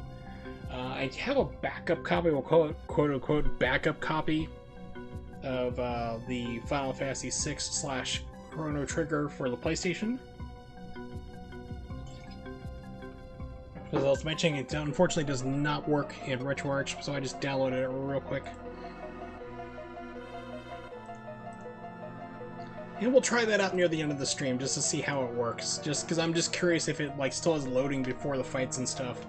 Chrono Trigger on the PlayStation was just, it was atrocious. But the whiskey tonight is just basically to have some fun because I drink anyway. A lot of people don't really realize that. Or maybe you do, I don't know. I mean, you guys have seen my streams before. But it helps with pain problems I have, and yeah, and unfortunately, my surgeon decided to not fuse my back. Instead, he's referring me to another surgeon in Pittsburgh instead, because all his whole things, I mean, I went off on him, I snapped on him. If he was close enough to me, like if he was sitting close to me during the appointment, I probably would have tried to strangle him. But it's like, because he was talking about last time, like, okay, if you get your back injected, you know, if the injections give you relief, then we know we need to do a TLIF operation on your back for the fusion. And he went through and talked about all the fusing everything here. And I told him, like, hey, the injections mostly worked on my back for that here. And he's like, well, I don't want to really fuse it. Let's burn out the nerves in your back. I talked to your pain doctor, which is a problem anyway. He's like, let's just burn out the nerves in your back and we'll put you on medical marijuana. I'm like, no, I cannot function on pot. Trust me, I know about this. I do not function on marijuana. It's like, he's like, well, let's just do a rhizotomy. We're just burning out the nerves and put you on medical pot. I'm like, no. It's like, what happened about this whole talk about fusing my back and getting it done? It's like, were you just lying to me and just trying to placate me or what? He's like, no. It's like, I think this is the better option for you. I'm like, okay, well, you're not going to help me at all. So I'm like, are you going to fuse my back? He's like, no. I don't feel comfortable fusing it because you could still have pain afterwards. I'm like, I'm in, like, to be brutally honest with everybody, I'm in a level of pain where I think about suicide every single day. I'm not going to do it, but it's like when you get to that hell of your life where you're in so much pain that's like literally coming into your mind several thoughts a day, you need to get your back fixed. And I'm like, I told him straight up, it's like I need to have this done. I need to have my back fixed. It's like, because I need to be able to get back to work. I am out of time. I am draining my parents' resources and money who are retired and on disability. It's like, I've had my life stolen from this. I've been through 2 years of excruciating pain that nobody should ever in their right mind be through. He's like, well, I don't feel comfortable with it because you might still have pain afterwards. So at that point, like I said, it's like I literally dropped a whole bunch of F-bombs on him and would have probably tried to kill him if he was close enough to me. It's like, I want to refer you to a surgeon in Pittsburgh instead. You know, who might be able to do like high-risk surgeries because you have C. diff. I'm like, whoa, wait a second here. I had C. diff 7 months ago. It's been cured since then. I am no longer contagious. Why is it that everybody in the hospital flags me as having C. diff and I do not have it? He's like, well, if you have it once, then you're always flagged as having it even though you don't have it anymore. It's like, that's ironic. It's like, oh, it's like treating somebody like, oh, you have chicken pox. You had it when you were 4 years old. You haven't had it since, but you have chicken pox even though you're in your 30s, almost 40. It's like, no, it's like the same type of logic. It's like, I don't have that anymore. So it's like, well, you know, I want to send you over down to him and see what he thinks to do. So basically, he's just kicking the can down the road. He's like, I don't want to fix your back. After spending months saying, okay, we need to do this for insurance in order to do this type of fusion and walking me through the entire process and giving me pamphlets on TLIF procedures and everything else. It's like, oh my god. So this is literally like going to be the 5th surgeon I've seen trying to get my back fixed. It's crazy. So that's set for next month. I have to take a 2-hour trip down to Pittsburgh, which means my parents have to drive me because I can't drive a car in my current condition. With the level, like when my back is as painful as it is, I can't even put my foot down like to hit the pedal, like the gas pedal if I need to. Or hit the gas, or hit the brake if I need to. I can't even do that because it's too painful. So my parents have to spend time and money to drive me down to Pittsburgh to meet with a surgeon who will review everything and probably say, we'll set you up for another appointment and then start all this crap over again. So that's where I'm currently at. And that's the thing too, like my pain doctor doesn't want to get me, he doesn't, like I told this to the surgeon too, it's like my pain doctor does not want to fix the problem. He wants to keep me as a patient is what he wants to do. Because I have been very vocal with my pain doctor, like I want to get off this stuff. I do not want to be on fentanyl. I don't want to be on painkillers, period. I recognize that with the way my back is, I'm probably going to have pain the rest of my life, but I need to be able to function and to work. Because, I mean, if I try to pick up something more than 5 or 6 pounds, my back screams at me in agony. So it's like, if I have constant pain like I have right now, but it doesn't get worse when I try to pick up something or walk, that's fine. I can live with that. I can deal with that as it comes. But my pain doctor, the new one I have, he wants to burn out the nerves in my back, which he knows will not fix my problem because it's a structural issue. So my back is literally degenerating and falling apart, and bones are literally being eaten away. He wants to burn out the nerves in my back and then put me on medical marijuana, which, trust me, I do not function on pot. It's like my IQ literally goes from 178 down to about 70. I lose about 100 IQ points easily on it. And it's like, he wants to keep me on that. He's like, well then, if that doesn't work, then we'll try a stimulator. It's like, that's not fixing the problem. It's like having a bone that's broken sticking out of your skin. They're like, let's put a band-aid on it. Instead of setting it, we're putting pins in a plate and making sure it heals. So, that's the current struggle I'm doing right now. It's like, it's ironic because everyone's just in disbelief. My family's in disbelief. I'm like, why is it so hard to get your back fused? It's like, I literally don't know. They spent, I figure the insurance has probably spent about $90,000 for me right now to not have my back fused. If I were to have my back fused, it only cost them $50. So they are spending more money with doctors screwing around, not fixing my back, versus just fixing and getting it done with. And that's the ironic part. Like, well, you're too young to have this done. And, you know, you have your whole life ahead of you. It's like, I was supposed to be dead before I had my weight loss surgery. It's like, I wasn't supposed to live this long. I was told I was never going to reach past 35, which is why I had weight loss surgery. And it's like, I have all these other problems from it from now. It's like, well, hey, guess what? You need to accept the fact that I'm prematurely aging, and I do have these problems, and they need to be fixed. It's like I had shingles literally at 20 years old. Actually, no, I was 22 years old. I had shingles. By the way, whenever somebody tells you that you have chickenpox and you'll never get it again, they're damn liars. Because shingles is the chickenpox virus reactivating. It basically mutates and attacks your nerve bundles instead. It turns into like literal blisters that form on top of your nerve nodules, which is not comfortable, as you can imagine. So I've had shingles twice in my life. First time I was 22, second time I was 25. You're not supposed to have it until you hit around 55 to 60 years old, and they now have a vaccine against it. But unfortunately, since I've had shingles twice, the vaccine won't do anything for me. So it's like I've prematurely aged. It's like I have the body of a person who's about 70 to 75 years old, which is what the current guess is for my doctors.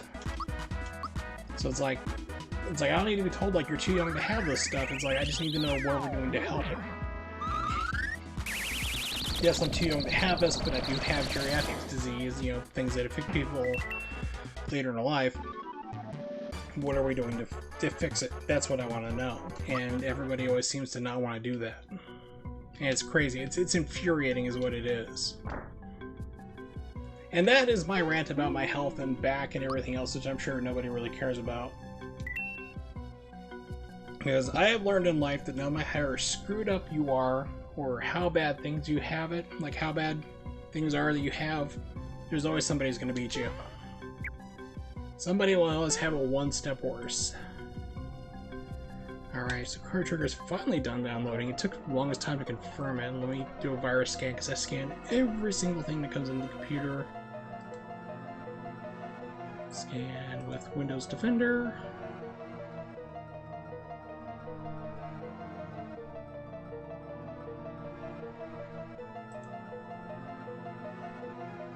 It's thinking about it. Double check, make sure I saved. Browser escape, alright.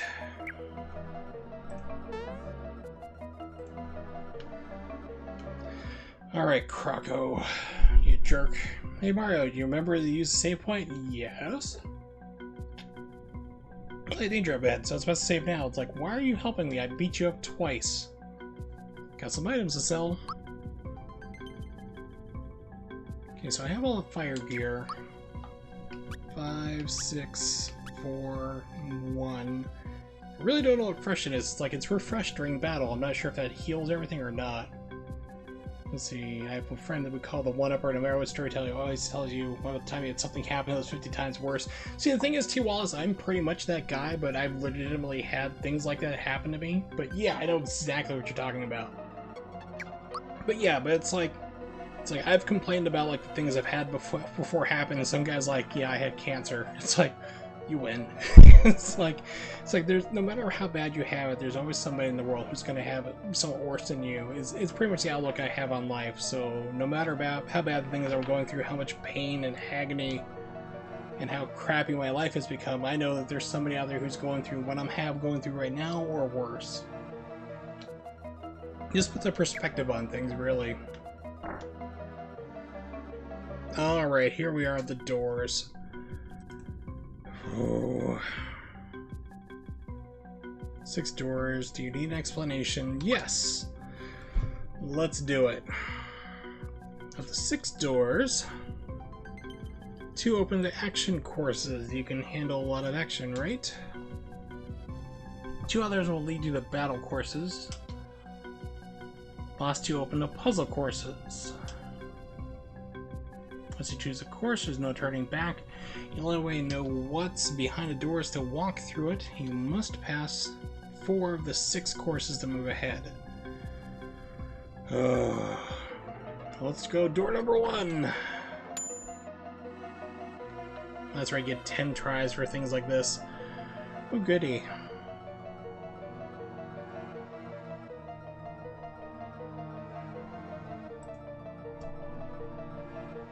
Okay, let's make sure this is full screen. There we go, I can see the game better. A hospital where some dude injected himself with something in his head. Started eating his flesh. Oh jeez. Looked like one of those ghouls from Fallout. Why are you going on any drugs? You know, it's probably a crocodile, which I haven't really seen here in the States. It's something you saw and heard about in Russia. By the way, nobody Google that unless you can handle things like that, because it literally eats away your flesh. It's one of those crazy drugs, like, you don't understand why people do it, like cat, which is probably a drug most people haven't heard of, but one of the ingredients is basically battery acid.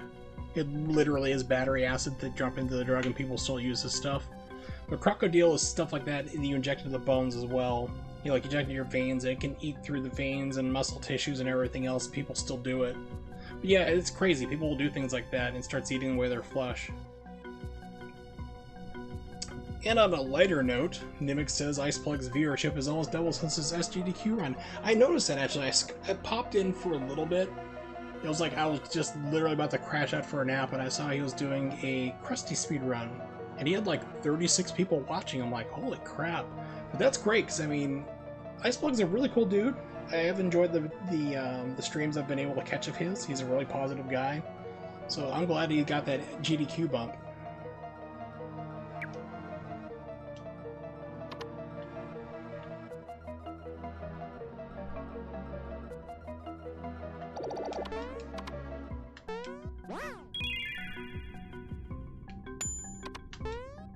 I mean, sometimes you see people like get like the GDQ and they, oh Jesus, pain in the butt.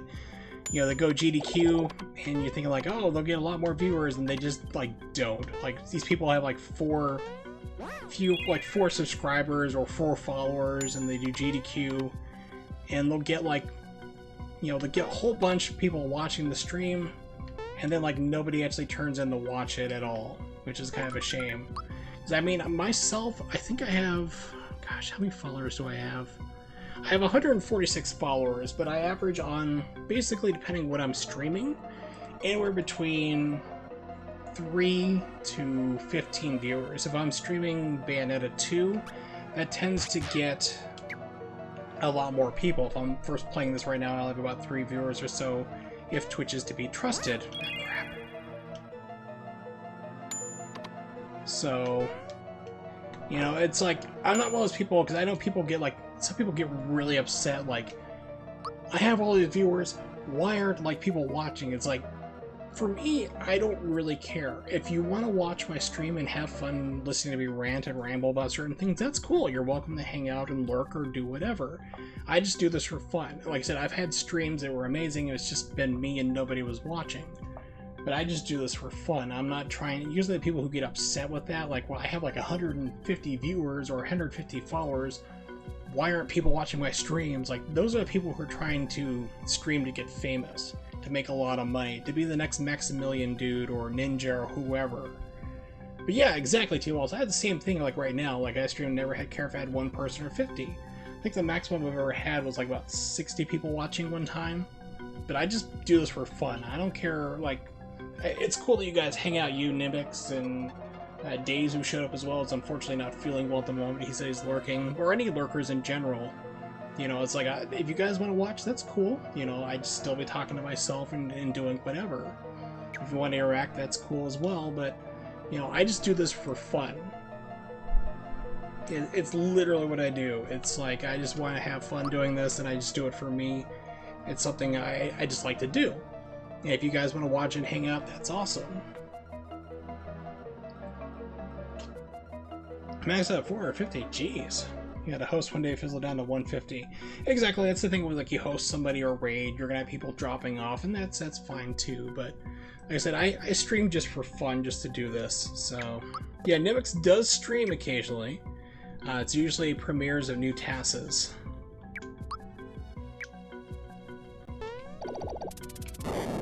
Okay, I don't know what's going on here. 4 chances. Oh no. First controls. He's gonna walk into me. Yep. So let's try holding the controller upside down, see if that helps. Yes, it does. Okay. Holding the controller upside down actually helps this part quite a lot. I can navigate now. No, I'm supposed to be trying to get all these special things here. I don't care. Oh, wrong direction. Okay, flip the controller around.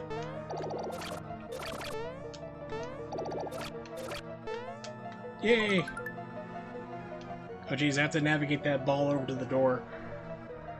Oh my. But yeah, like I said, I stream just to have fun and just basically share what I'm doing. If people want to watch, then you're more than welcome to. People come and go, and so I don't expect they retain a big viewership or anything. Subscriptions, like Nibix, like I said, you're the all-time subscriber so far, are always welcomed, but it's not something I expect. I mean, I'll probably never see the money anyway, how Twitch has their, you know, payments based, but it's appreciated. I mean, it's something I was really actually uncomfortable with at first, like people like donating or bits or, or donate or subscribing. So like a foreign concept to me, because I just literally do this to have fun. Sneak back this way.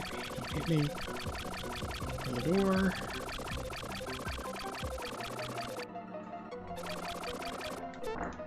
Yay, okay, cool. Last chance. Oh, good, last chance. Let's save just in case. Oh, yeah. And that's why we load. I mean, and that's the thing, too, is, like, smaller streamers can be good. But, like, when Ronnie comes around, and we reference, like, a certain streamer, it's like we have, like, inside knowledge of... Oh, jeez. Okay, so this one's gonna be a save state abuse. It's like, it's a person who is like what I mentioned, a person who complains about, like, I have, like, 300 or, like, you know, I have 1,000 followers and only, like, 10 people are watching me, and, like, throws temper tantrums and things like that, and is abusive towards people who show up to watch his chat. It's like, things like that just, like, blow my mind. It's like, I'm happy for anybody who shows up and decides to interact. Like I said, lurkers are always welcome to my stream anyway, but like, if you take the time to chat, it's like, I'm definitely gonna acknowledge you there and you know, and talk to you and see what's going on.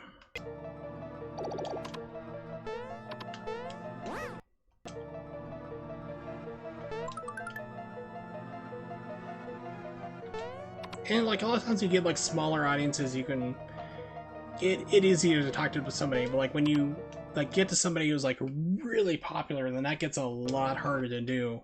Like I've referenced Maximilian Dude before, and I hang out at a stream. I do like the way he does his streams, which is very unusual because people want a stream to be like him.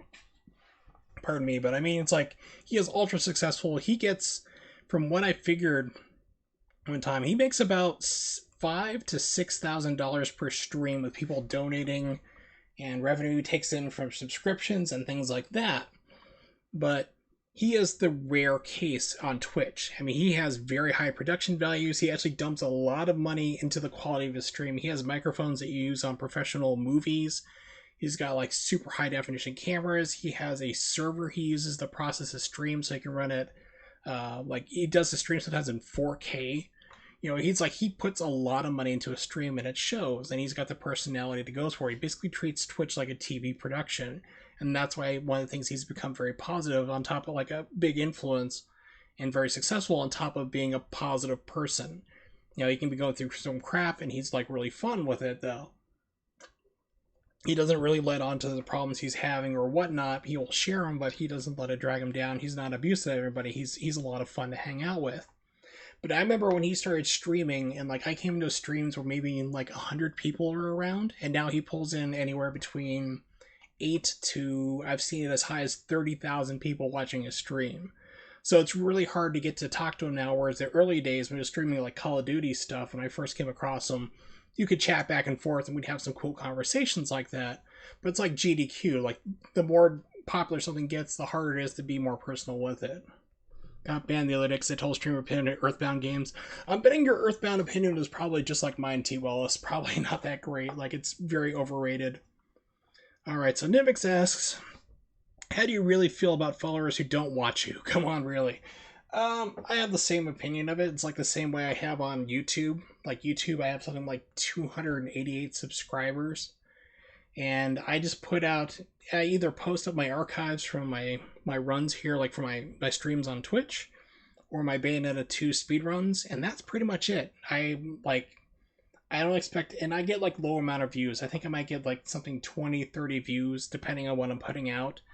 It doesn't really bother me. It's like, here, I have 146 followers. I have 3 people watching right now, according to the dashboard on Twitch. It doesn't bother me.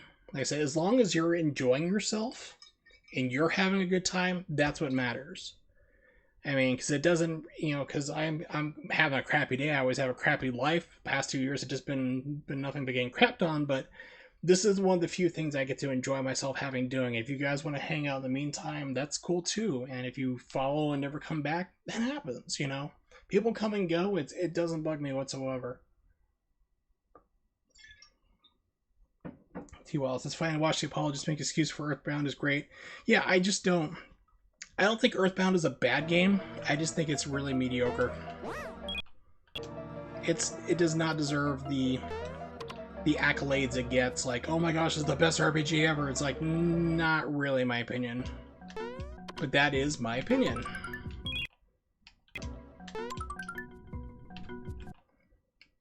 Like I said, I remember, I talked about it earlier, but I remember seeing game stores with copies upon copies, like stacked up 5-6 feet in the air, and like 3 or 4 deep were Earthbound, that they couldn't get rid of. And now everyone's like, it's the best RPG ever. It's got the greatest mechanics, and it's super rare. And it's like, the game was not rare. They mass produced it, and nobody bought it. And then for whatever reason, everyone decided one day, oh, this is a rare game. We're going to charge a whole bunch of money for it. Royal syrup. Let's get rid of maple syrup because this is the better version.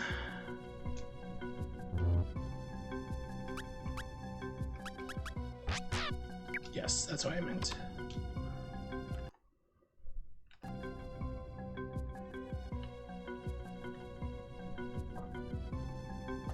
Yes, I know. That's what I'm normally supposed to say about it. I'm going to be honest on this one. It's like, I say, if you guys want to watch the streams, then that's fine. I've had people come and go. Yeah, I can name off the top of my head a couple people who have been by my stream, and I've been through their streams too, and just like, for whatever reason, either I don't watch them anymore because I may disagree with how they run their stream, or it's just like, they stream at weird times. Like, it's like my schedules and theirs just don't match up anymore, and that happens. That's life, really. So people come and go. It's no big thing for me. I don't expect everybody to, you know, it's like if I have a stream, I don't expect you to show up, Nimix, like, oh my god, Nimix isn't here, where is he? You know, it's not like that. It's like, okay, well, maybe you're busy or something or whatever, or maybe it's not a game that's up your alley or whatever. It's like, that's just life. Sleepy bomb. Trash. Oh, okay, that throws me in lava.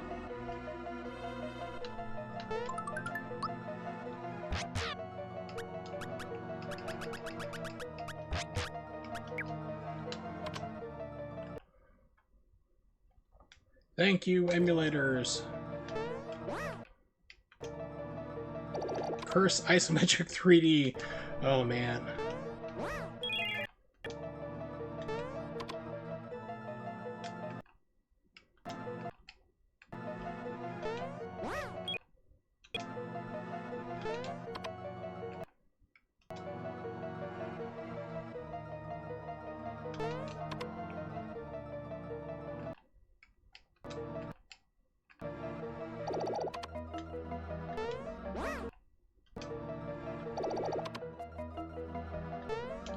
Oh, I hate isometric 3D. Can never judge where I need to be.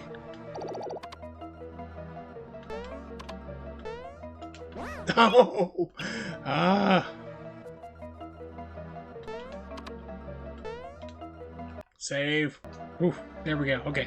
They're thinking they get followers, subscribers, then you have a giant thing on the screen. Yeah, that's another thing too. I've had people follow before and then come in the chat and say, hey, why didn't your thing go off? Or bells and alarms and everything. It's like, because I really want to focus on gameplay, which is why I don't have any alerts on the screen. I mean, I really usually don't even notice if somebody's like followed me at all until I look down to the activity feed at the end of the stream.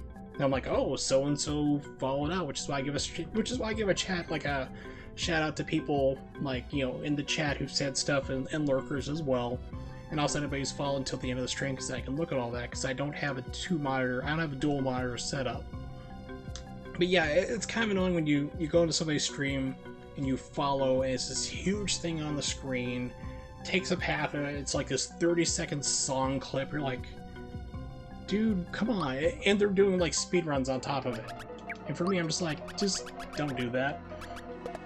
It's like, if you want to have something like that, like B has, you know, YKB, you know, Yellow Killer B, friend to you and me, of course. She has a notification, but she has it plays Flight of the Bumblebee, like very quickly, only about 3-second clip. It's down the lower right-hand side of the screen. It's not covering up anything she's doing. And that's the thing, but I mean, I've seen people who've done stuff that just takes up everything in general like crazy. 1 second.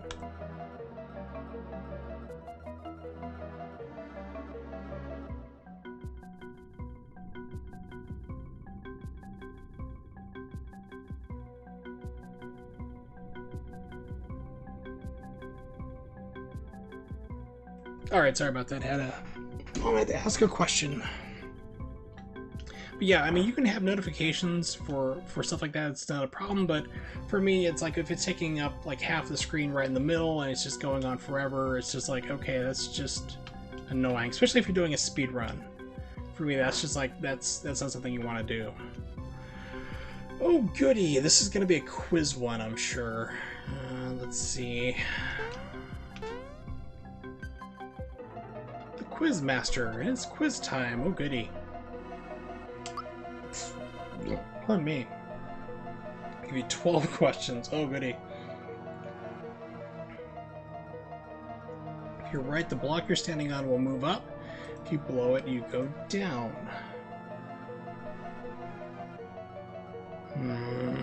Okay.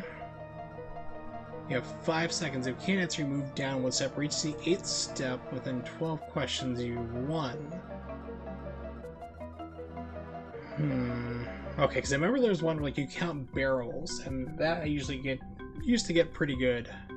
So I had like really good logistics, like 3D logistical skills, or 3D spatial abilities. But keep in mind, I've been drinking whiskey, so we'll see. Which monster does not appear in Booster Tower? Save state. I think Terrapin. Yep. What does the red essence do? Red essence. Really back pain? Nope. Oh geez, that's back pain? Really? Well, we're gonna cheat our way through this. Okay, so we know it's Terrapin. Save state. It's color at end of Dodo's beak. Oh, they actually randomize this every single time. Okay, interesting. End of Dodo's beak is yellow, I think. No, I'm terrible at this. Must have been orange? I'm colorblind, so I really honestly do not know this question. I do not know this answer. This is not a memory thing. I am horrifically colorblind.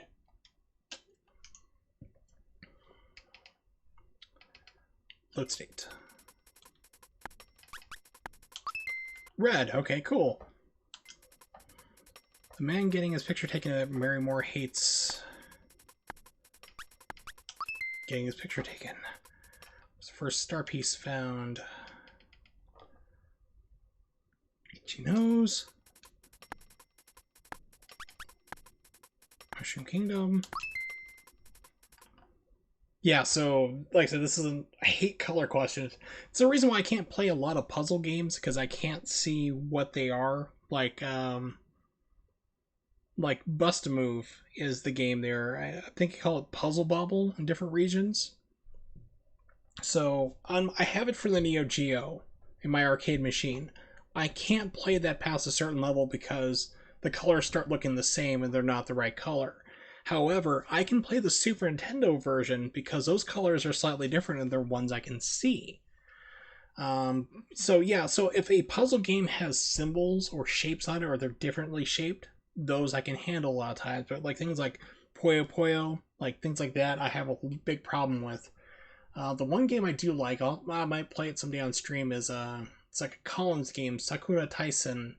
It's basically Hanagarami, which is like the Collins version of that, which is fine. Krusty I can see pretty well. There's no color puzzles in that, so I'm fine with Krusty the Clown. I just don't like the game. Alright, what color are the curtains in Mario's house? Green? No, okay. And the reason why I keep going back and forth is because A is the confirmation button in RetroArch, but B is the confirmation game in the game. So it's like, it's different for each one. So what colors? Let's try red? Nope. Blue. Okay.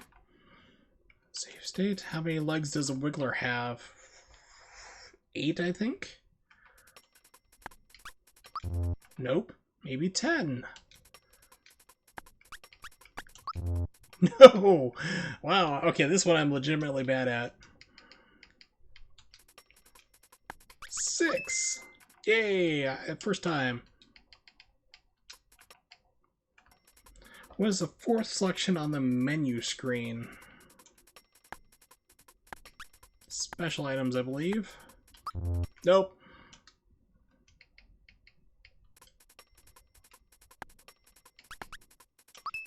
Equip. Of course it is. What's the chef's name at Marymore? Tort.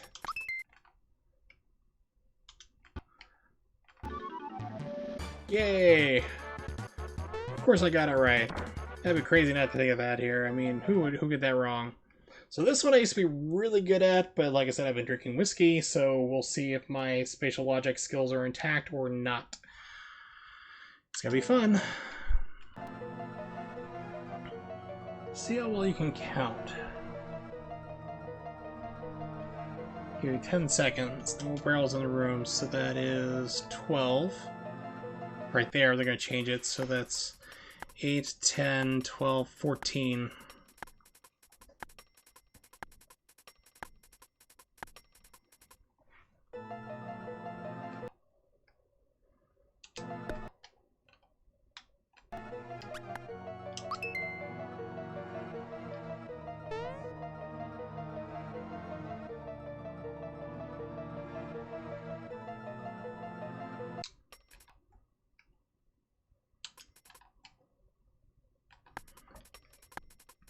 Seven,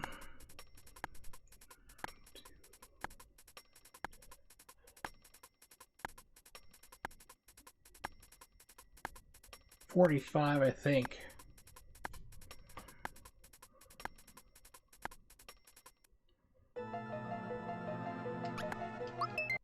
Yep. All right.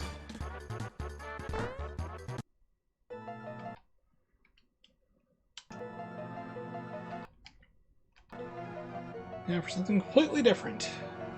Okay, this is the one where you gotta find out what like order everybody is in. Goo. Okay, Boo, Goo, Bones, and Kip competed in a triathlon. Triathlon included swimming, cycling, and a marathon. It's up to you to guess which place each person came in. Listen well, you're gonna hear the story once. Came in third for swimming.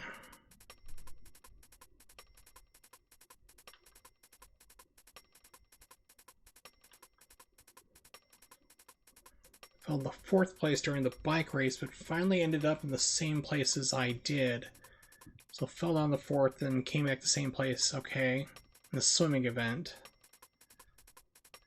Placed the same in the swimming and cycling events, but two others beat me in the marathon.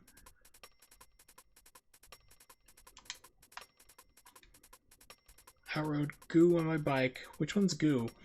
Goo was never able to pass me. That's Bones. Goo, okay, so fourth.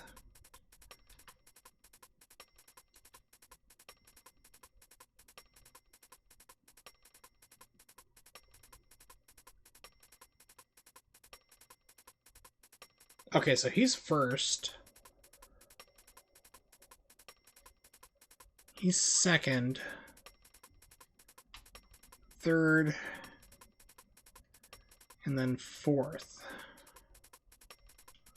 I'm hoping this does not require me to call everybody by name, but I can just run up to them and pick them. Because that could be a problem otherwise. Alright, so let's give this a shot.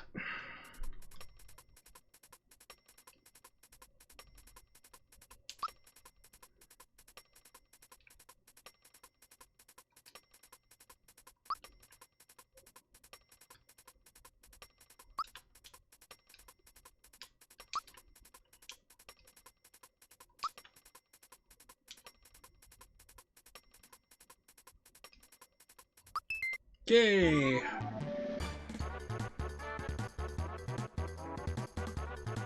Never been able to think about it. But if you're colorblind, you get a reference to what color is, and you can see something sometimes, but sometimes not. It's basically that I've learned that what colors I think I see are not what people actually see.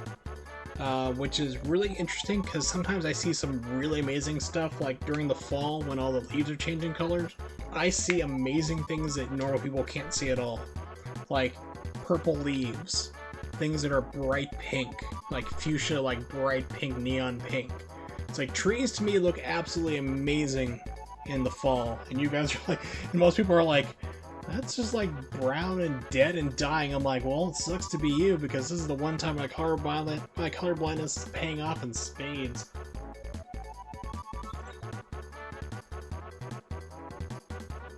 I mean, traffic lights I see as red, yellow, green. At least what I perceive them to be. But it's like there's only been one traffic light I ever came across that I couldn't see at all. Like, it was nothing there, and that was scary. Unfortunately, I had my then girlfriend in the car. I'm like, Autumn, I need you to tell me what the traffic light is. She's like, what? I'm like, yell at her. I'm like, what? It's a color. She's like, red. So I slammed on the brakes.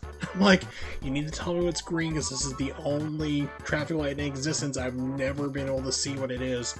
Traveling in Canada screwed me up too, because instead of going up and down vertically for the light patterns, they go horizontal left to right.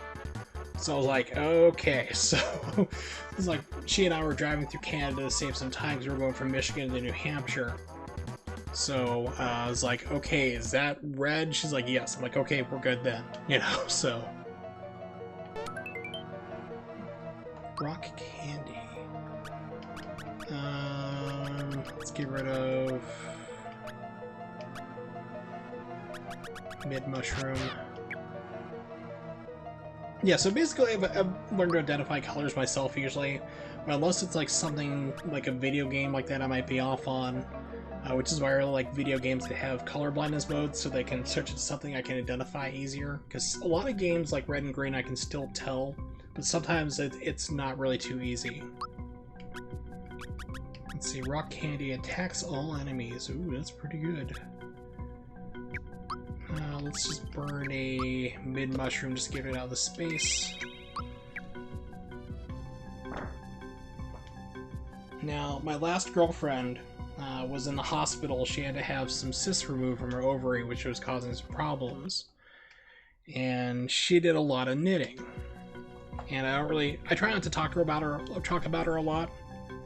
But I'm not going to mention her name in case for whatever reason she says or it gets back to her. I don't think it's going to anyway, but it's not anything bad. But she did a lot of knitting, like, you know, crocheting, things like that. And she's not in the hospital. She's like, I'm bored. Can you go get me these colors so I can work on my project? I'm like, you realize you're asking probably the man who's like very colorblind to find colors for you. She's like, yeah, but I trust you're going to get it done. So I went to Hobby Lobby. I grabbed some poor worker. I'm like, I need your help. I am very colorblind. I need you to help me find these colors of yarn. She's like, well, why can't you do it? I'm like, I'm like very colorblind. I need your help. So it's like, so she went through and helped get the colors I needed. And my then girlfriend was like extremely impressed. She's like, wow, I can't believe you did it. It's like, well, I had to ask for help, but yeah. Ooh, goody, another quiz thing. I like these better than the actual agility. Quiz master, you can call me Dr. T. I think this is the one we have to guess, like, we have to hit the numbers, hit the coins to be, like, 20 or 21. Just basically gotta keep counting up.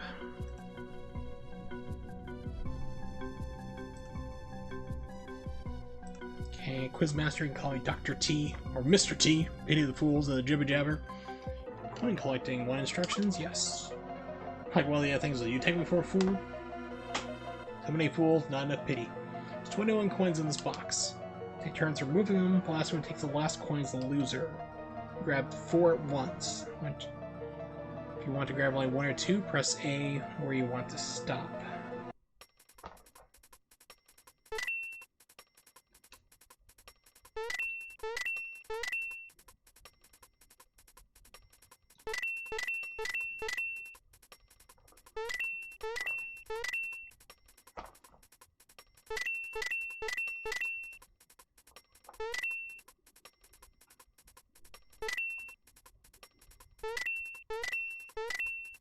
Yeah, that's what I thought. You got 21. Because usually if you get to 15, you can try and manipulate a little bit better, but it's a little harder. Let's try it again. Save state.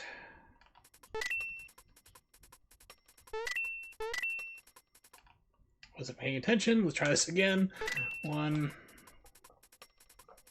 2, 3, 4, 5, 6, 7, 8, 9, 10, 11, 12, 13, 14, 15, 16, 17, 18. I got them. 19, 20, 21. That's why I screwed up last time. I forgot how many coins you can take out. If you get to 15, as long as they don't hit 1, you're okay. Wait a minute. Did I miss something there? 1, 2, 3, 4, 5, 6, 7, 8, 9, 10, 11, 12, 13, 14, 15, 16, 17, 18, 19, 20, 21. Oh, okay. I misunderstood. You don't want to get the 21st coin. I thought we were trying to get to 21. I see. Perhaps I should try my reading comprehension skills just slightly better. It's weird because I can figure out word puzzles, no problem, but then I try to figure this out and I'm like, herp, derp. Messed it up. Alright. Once again, load state. 1, 2, 3, 4, 5. Ooh, he's playing 6, 7, 8, 9, 10, 11, 12, 13, 14, 15, ooh, 16.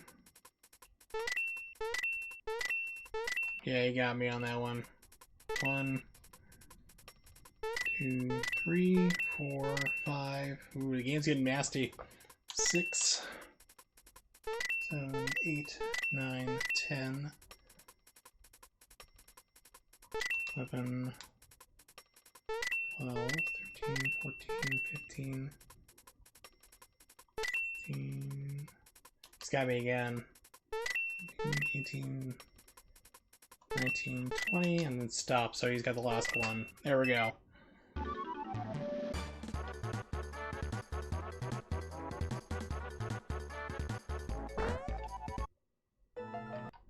Oh, not this one. So this is like you have to hop over puzzles. Like you have to like land the rocks on different things here, maneuver through correctly.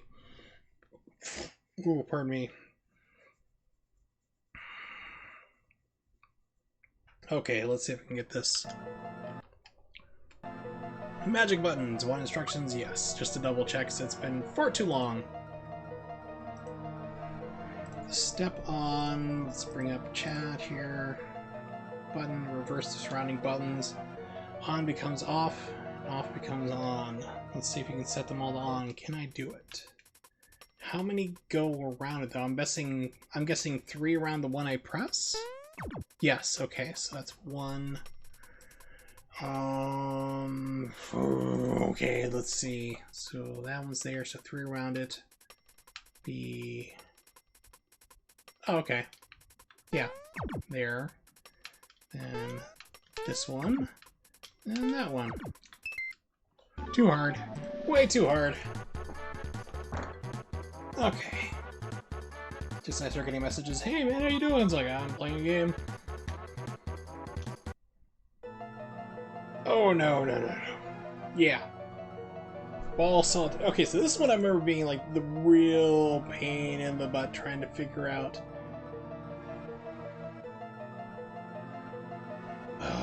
I don't know if it's gonna set me back if I fail this or not, but I mean this one's pretty tricky. Leapfrog the adjacent ball, which will then disappear. Keeping balls disappear, only one remains. Lose kick a ball into a space already occupied by another ball. Volley kick must always leapfrog another ball.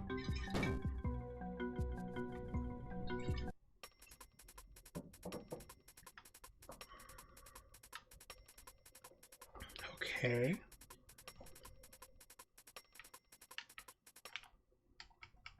I say, no, you strike me as the person who probably like solves Rubik's Cubes for fun. I would not be surprised if that is something that you do. 1.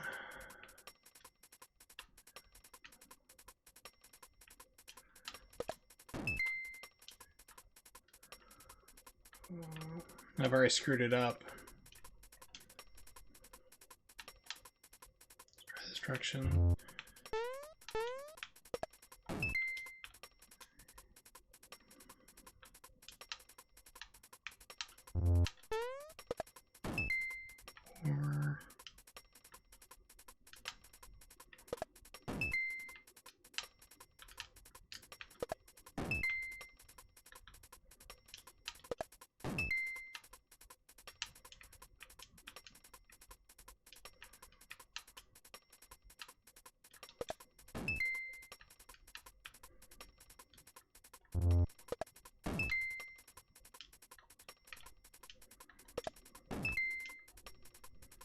Yeah, this is all screwed up.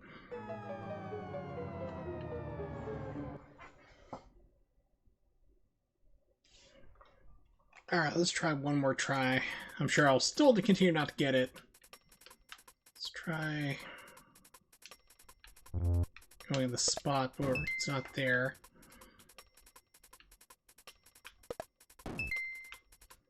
The thing I found with Rubik's Cubes, being as a person who's never looked seriously into how to solve one before, is that basically A lot of people try to focus on solving one side, but you need to think all 6 sides at once. It is a 3D puzzle after all.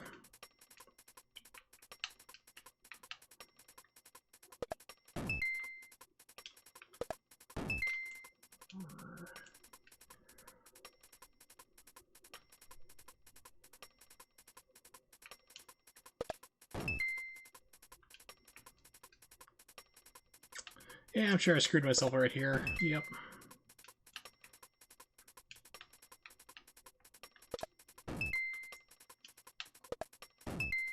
And over. Okay, we'll just take the hit.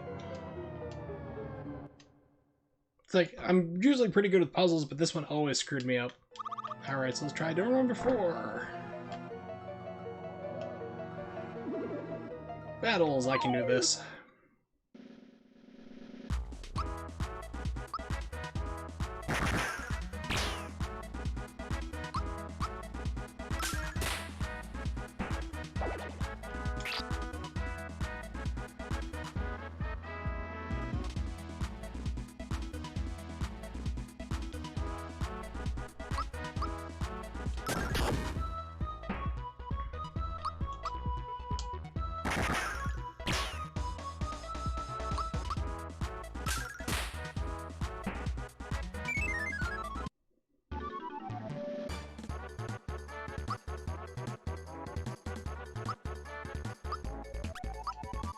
Power looks pretty good.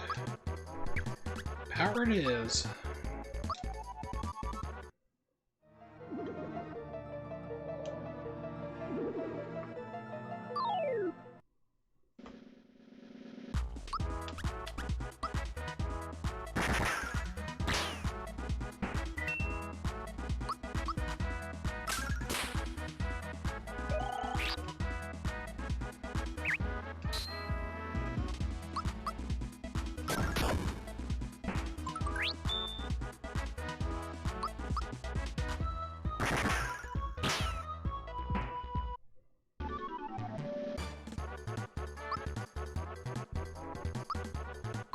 Yeah, thinking about Rubik's Cubes, I actually had a roommate for a little bit.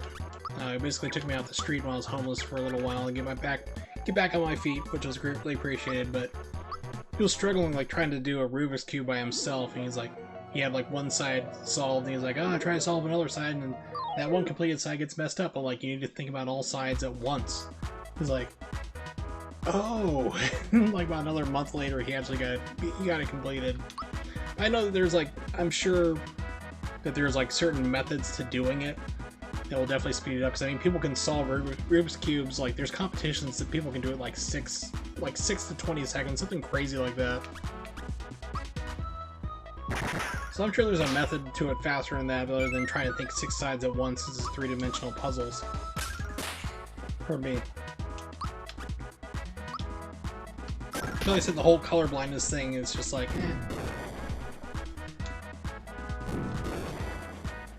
I can go the rest of my life without figuring out a Rubik's Cube. I'll be just fine with that fact. Yeah, exactly. So yeah, you do a 3x3 in 24 seconds. That's pretty good. Isn't like a standard though 4x4? Because I've seen some crazy ones that could like go up. Like this person like had this gigantic one. It must have been like 20x20. I could have sworn. So I know they make all sorts of different sizes and different types.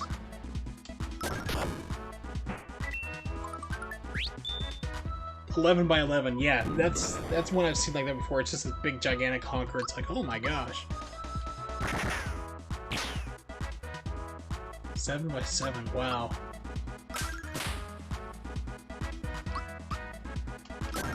Because I know like people have like there's competitions to solve Rubik's Cubes. And they have like specially modified ones that spin easy, and they figured out ways to, like to use their pinky to like spin it around and do that way, or they rotate another way. And it's just like, wow, they have like really greased up. Where most Rubik's Cubes people get their hands on are like the old clunky ones you gotta really kind of work to maneuver around. They're not built for speed. You ever see my Twitch run of it? No, I never have. Like I said, I was just making an assumption tonight that, like I said, based upon what I know of you, with a little bit of information, You seem like the type of person who does Rubik's Cubes because it's a puzzle, it's challenging, and that's pretty much what you like to do. You like to solve problems. You like things that engage you mentally and find a solution to. So that doesn't surprise me you do that, but no, I didn't know you did a Twitch run of it. I wonder if that's even a thing, like people like streaming themselves doing Rubik's Cubes. I'm sure it has to be. I'd be very surprised if it actually wasn't.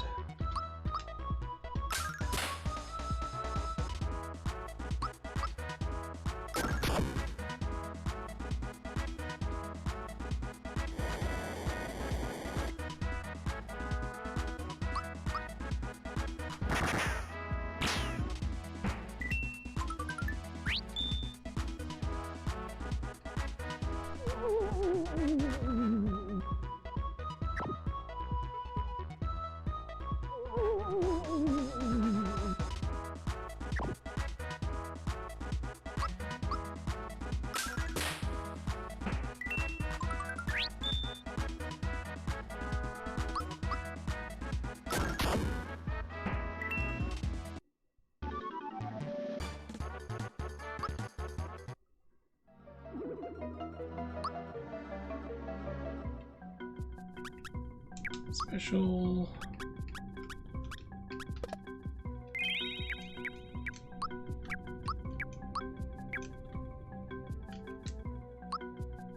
Fourth one was equip.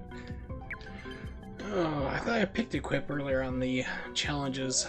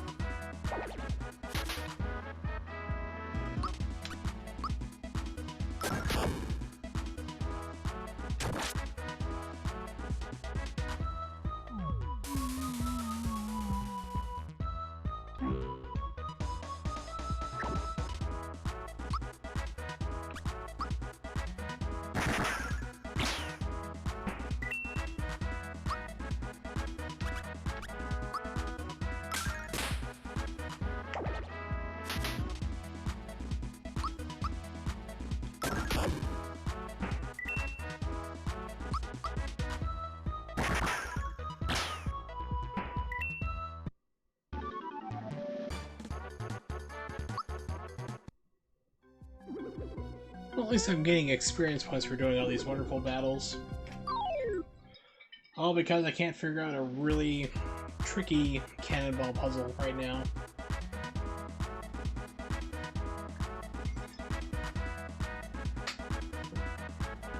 It's one of the things that always cracks me up is because I actually have an IQ of 178. And all that means is that I still, where does that get me in life? Living in my parents' basement, unemployed, with bad back, and sometimes forgetting where I put my shoes. You learn very quickly that IQ tests are very overrated because I know people who I know for a fact are way smarter than I will ever be. I just know how to take a test really well.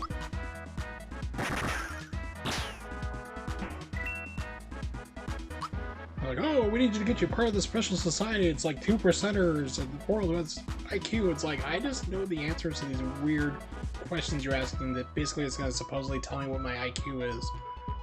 Like, why does knowing where Ponce de Leon died factor into an IQ test? Or what country Hans Christian Andersen came from? But yeah, those are questions that are on IQ tests. It's like, okay, well, that doesn't really prove anything.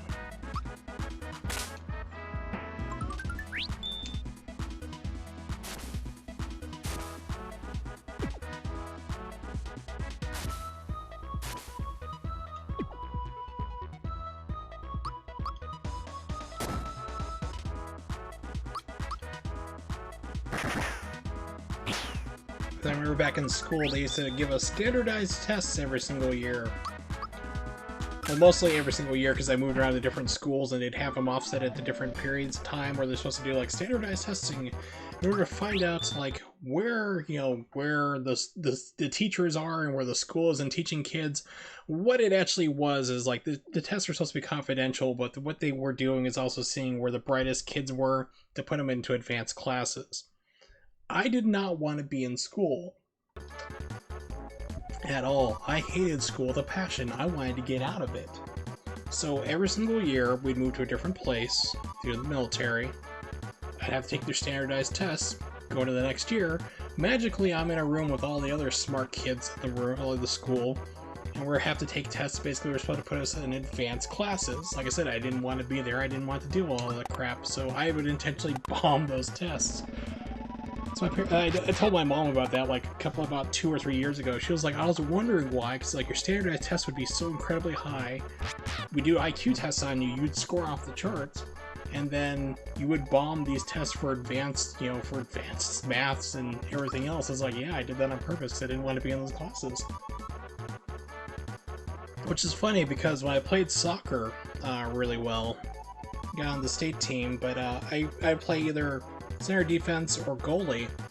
And while I was a goalie, one time, like during practice for the games, I dove for a ball, missed, and my index and middle finger of my right hand hit the post, and they literally buckled. My fingers just went every different direction but straight.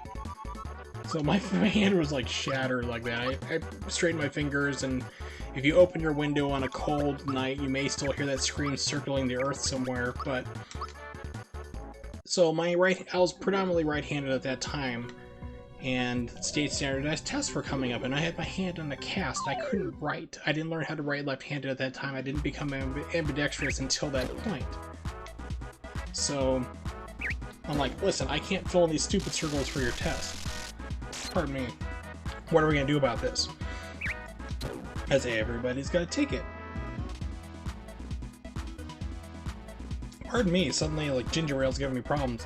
But so they're like, okay, we'll have an adult come in and sit with you, and you just tell them the answers to fill in for you. They're not going to fill out it for you. You tell them what to put in for you. I'm like, okay, great. Am I going to be in the library or something? They're like, no, you're going to be in the class with everybody else. I'm like, well, that's just stupid, because I mean, it's like, so I have to whisper my answers to this person sitting next to me. We're in the back of the room, but everybody can still hear because it's dead silent. So I go through, do my standardized test that way. Summer goes by, my hand heals, my hand gets out of the cast. I miss playing soccer for state that year. Then the next year, school starts up, and it's always the second or third day they'd have like all the bright kids who got their standardized tests come back to come test for the advanced classes. And I'm seeing some people who I know are dumb as a box of rocks or burned out headlights. And they're there to ready to take the test. I'm like, what are you guys doing here? I know for a fact you're not smart enough to be in this room with everybody else. Like, oh, we just heard what your answers were and we copied you. Like, what are we doing here? I'm like, this is the testing for the advanced classes. You guys are not going to make it. Either walk out now or just hand in your test. They're like, no, we're going to do it. We're gonna prove you wrong. I'm like, okay, so I got just under, like, I wouldn't bomb my scores, like my test, but I'd usually get around, like, I'd intentionally get around 2 or 3 points just below the cutoff for it. And, so I asked them, like, and they would tell you, like, your test results, like, about a week later. So, like, so what'd you guys score? They're like, 20%. Like, what'd you score? I'm like, 49, and 50 was the cutoff. Missouri is special, but yeah, that just cracked me up. It's like, oh yeah, we just heard what you were whispering, like, we heard your answers and copied you. It's like, well, backfired on you.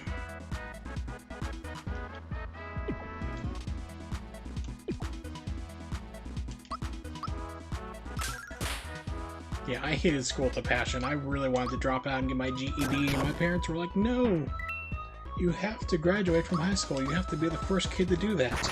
Your sister got a GED, you have to graduate. Just ignore the fact that if you score high enough on a GED, you can get a paid scholarship to either local college or national, depending on how well you score. Yep, so I had to be the first one to graduate, so I had to sit through 4 years of high school. Actually, it turned out to be 3 because I skipped my junior year.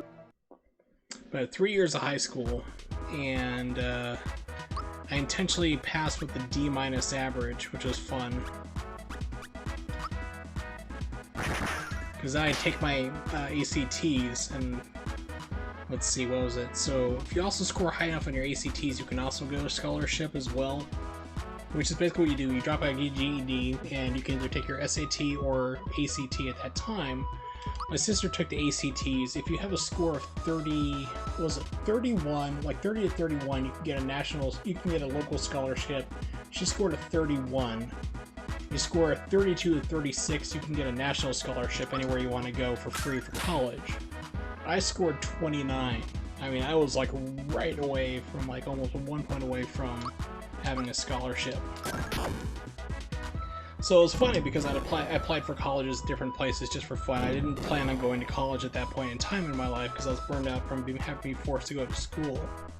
So they look over my transcripts, they're like, you have a GPA of 1.9, you have a D- average. They look at my ACT scores and go, oh, you're just really smart, you slacked off for school. I'm like, yep.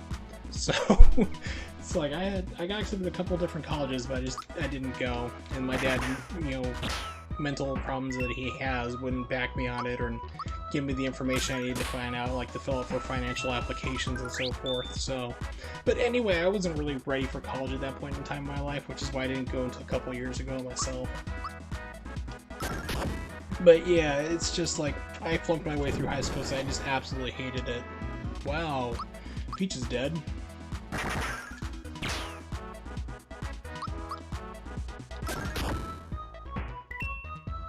High school I saw as just this humongous waste of time. It's like you're being forced to take classes that literally have no bearing on what you're going to be doing in your life or anything else. I mean, admittedly, I've used algebra in IT work, having to figure out like subnetting and figuring out like how many different IP ranges I need. It's basically low form of algebra at that point. Other than that, I've never used anything else. I never had to use geometry, trigonometry, or calculus. Trig only when I was shooting distance on sniper rifles, just basically for competition. Or not competition, but just doing myself, trying to hit something 1,000 yards or out, you needed to know trig. But you have a calculator for that anyway in formulas, but it's just like all the stuff you use and like they say like, oh, this is going to be important, you'll never use. It was just a waste of time.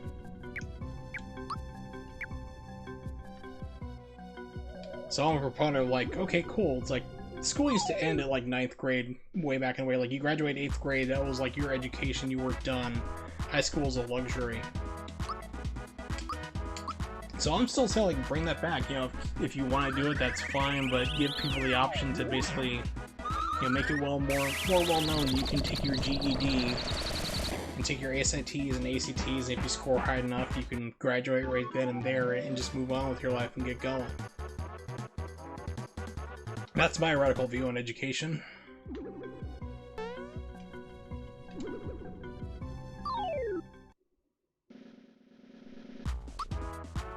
Come for the Super Mario RPG, listen to me rant about educational systems and how I flunked my way through school on purpose. Good times! It's like an Ask Me Anything where nobody asked me anything.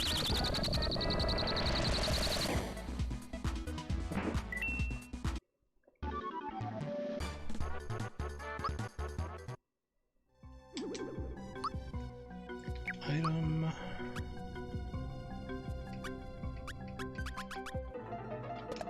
let's use a royal.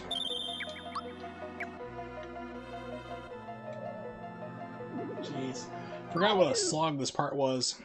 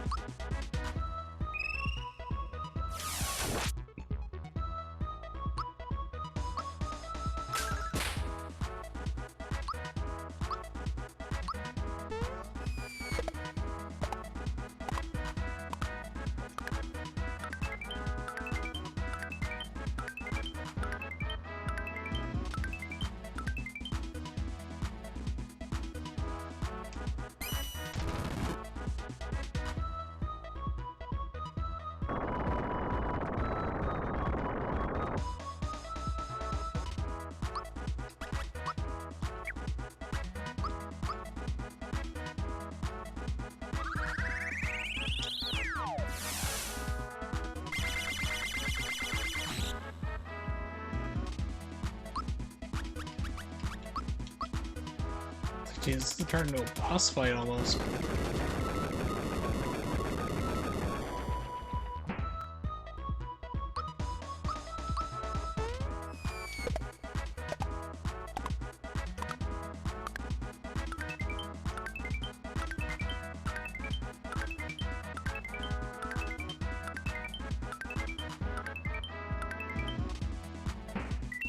There we go, jeez.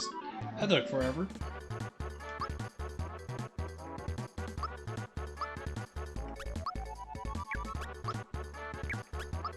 And it looks like power it is.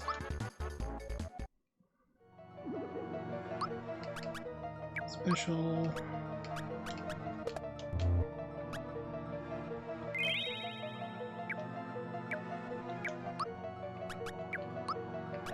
Now, if I remember correctly, when you finally get through this beginning castle part, then you have like a warp door type deal. Like it takes you further into the castle, where you can get the production lines, but I'm not sure exactly where that is. It's rather there's a save point before you get to it, though. Drill Claw, I think that's a Bowser weapon.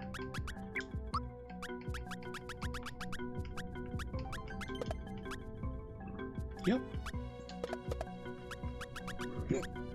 Pardon me. I already put Bowser on, like, when you get inside, or to the smithy, the sword fight, because then it becomes really useful, but I mean, right now, it's just like, he scares everybody away, like I showed earlier. Okay, so I need to do one more door. Gosh, this thing drags on forever.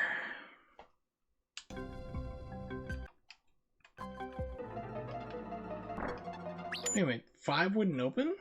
Load state. Okay, 5 would open. Okay, we'll see more battles. So it's kind of annoying to keep doing battles, but at least it's giving me experience points and leveling me up, so let's... Yeah, let me swap out Geno. I'm gonna put Bowser in real quick.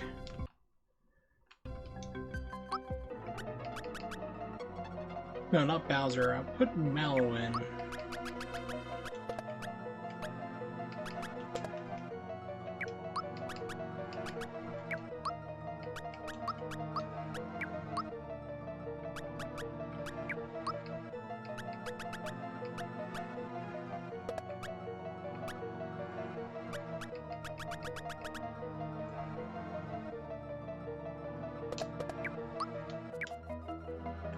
Okay, let's try that.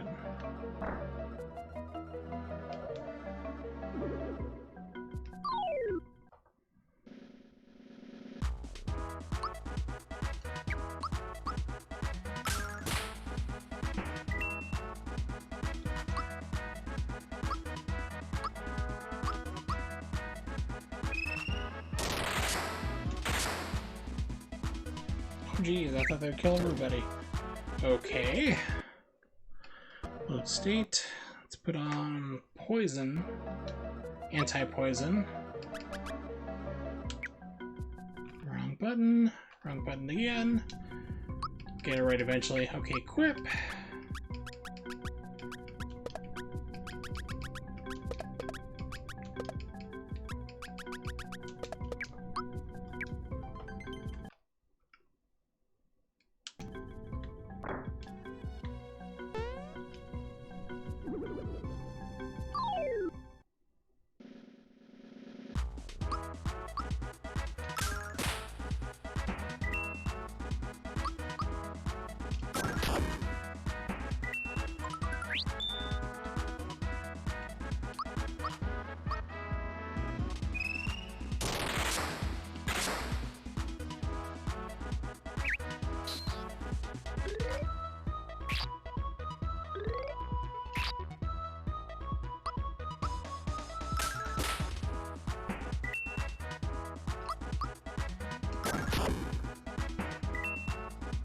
Give them the symbols of justice.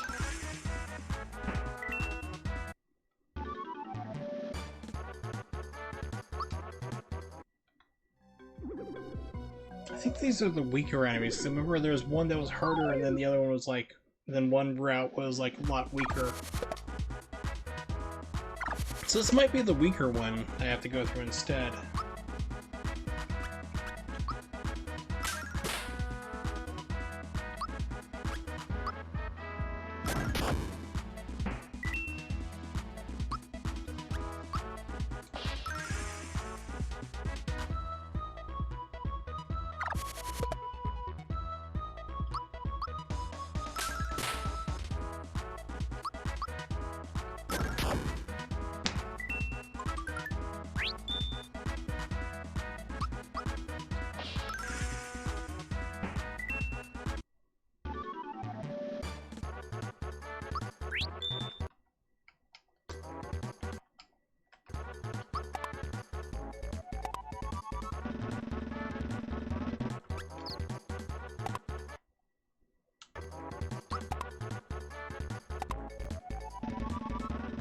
Oh look, it's the middle.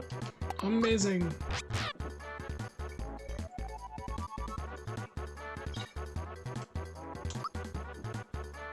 More whiskey. 20.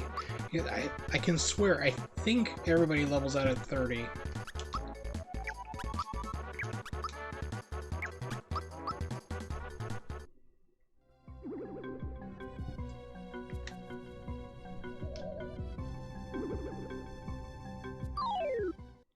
Kind of like the original Fallout 3. Fallout 3, I love to death. I mean, I've sunk 500 hours in that game across the 360 and the PC versions. It was like literally like 300 hours on 360 and about 200 on PC. Which is why I had to stop playing Fallout or Skyrim after around 80 hours, because I saw the same trap, like, okay, this is gonna suck in my life again, just like Fallout 3 did. But, when that game first came out, you maxed out at level 20, which came pretty quickly, and people complained about it, and rightly so, because it's like you'd hit like level 20 in like about 10 hours or so playing the game. You couldn't progress any further, so they actually raised up the limit, I think, to 30. So I think they put it at, so you can get more stats and different things, which made the game a lot more fun. That's where I was introduced to the fun of Bethesda games, where they just basically throw out the game and then worry about patching it later. Which, even then, I didn't boycott them, because I mean that's pretty much what like Ubisoft does now, which is why I boycott them, because they are known for graphical downgrades of the games. Like, here's the game, and here's what it's gonna look like. It's amazing, and then the game looks nothing like that. No apologies made. The games are shipped in literally broken states. They expect people to wait like 7-8 months or longer to finally patch it. So that's why I don't buy Ubisoft games anymore. But with Bethesda, the reason why I boycott them is because they locked me out of playing Doom 2016. It's like literally it said like, well, your computer isn't strong enough from what we've determined to play this game, even though you can play brand new games 1080p 60 on ultra settings, no problem. But we think your computer isn't the snuff to play our game that you paid money for, 60 bucks for on launch. So therefore, we're gonna put a rootkit into your, we're gonna put like basically something into your registry so you can't ever launch the game ever until you buy a new computer. And that's literally what they did to me and other people as well. So I used to be able to run the game on a quad-core PC at maximum settings, 1080p 60, and it ran flawlessly.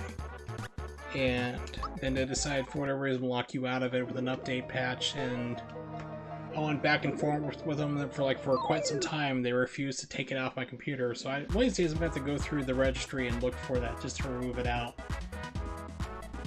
And literally pirate the game. So people are like, are you going to buy the new Doom game? I'm like, nope.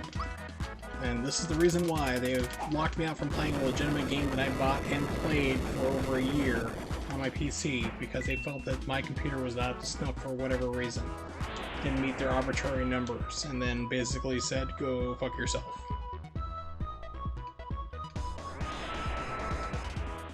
So I will not be playing the new Doom game whenever it comes out.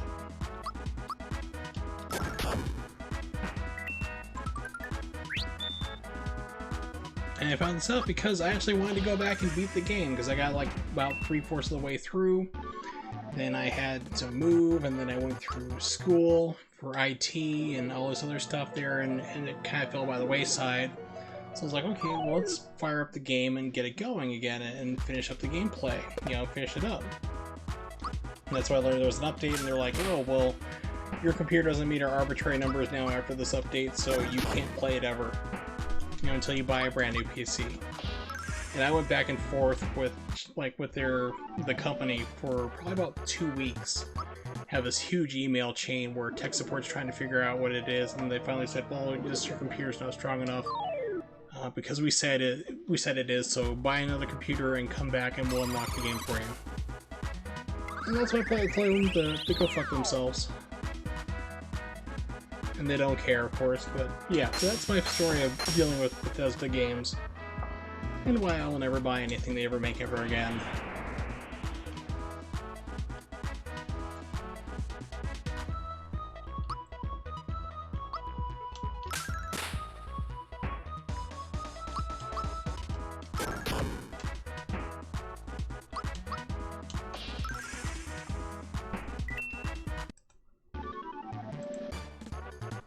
Okay, cut.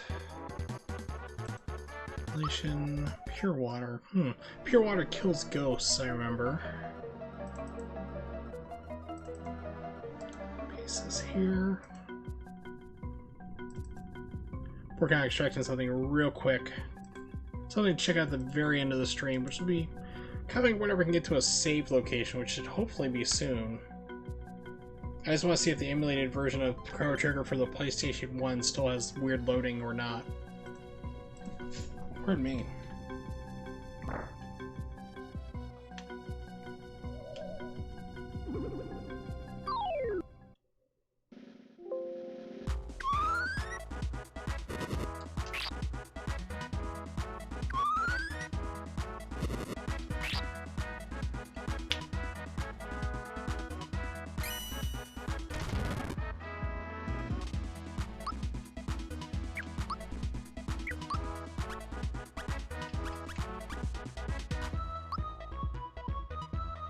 See, it only hits one. Forget that then. Hey, Easy Games, what's up?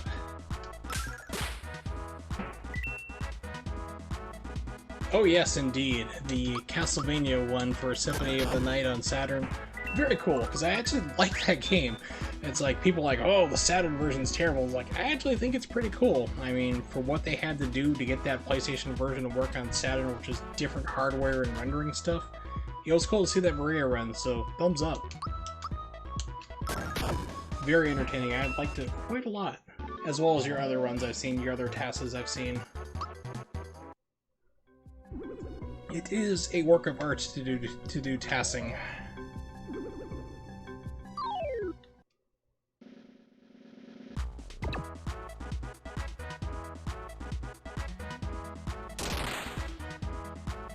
Ooh, all bosses would be cool. So would you be doing Maria, or would you be doing like Richter or Alucard? And Maria's fun just because she's just like so overpowered in that game, but it would be the fastest way. Of course, to be honest though, I don't know if Maria can fight all bosses or not, because like I said, I'd like to play it. I don't have a legitimate copy of the game, I play it through the Pseudo Saturn instead, so I have a burned copy because it's like $300 last time I checked. Buy a legit copy of Symphony of the Night for Saturn. Oh no. Do we have competition here among the Tassers? Yeah, Maria is I would agree with Easy. You know, definitely the most interesting one to do. She has the better moveset, she's fast, she's got so many different options at her disposal.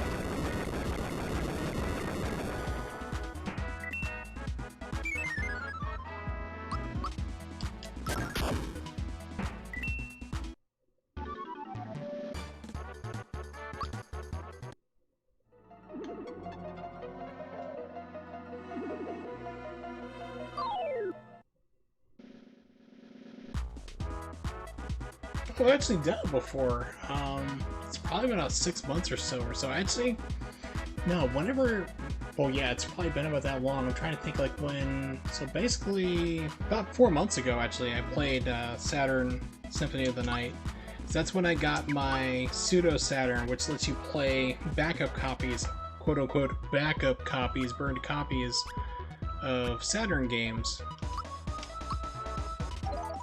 And I have my retro tank, so I plugged it in and did that and actually played the actual game instead of running it through an emulator, so... Yeah, it was a lot of fun because I usually like to go through and explain the differences about like why the game actually slows down.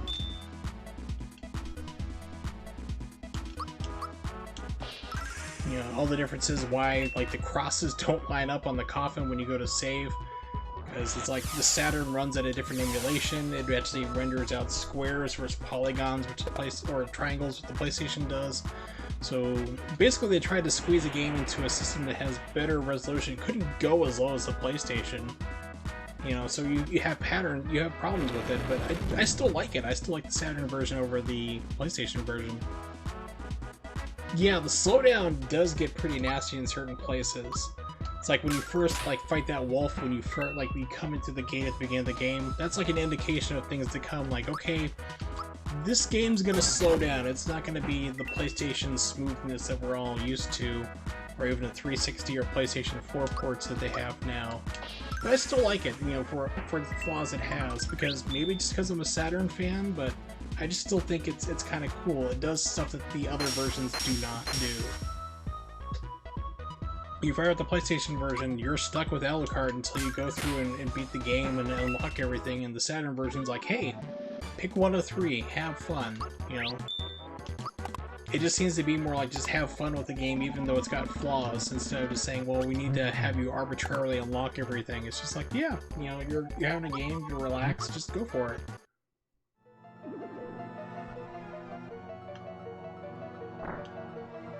And correct me if I'm wrong, but you use BizHawk to tasks on Saturn games. And I tried BizHawk a while ago, and it's just like, I kept running into stuttering. I don't know if maybe it's my computer or what. But I was not too impressed with it there, because I was thinking like, let's just try it out there.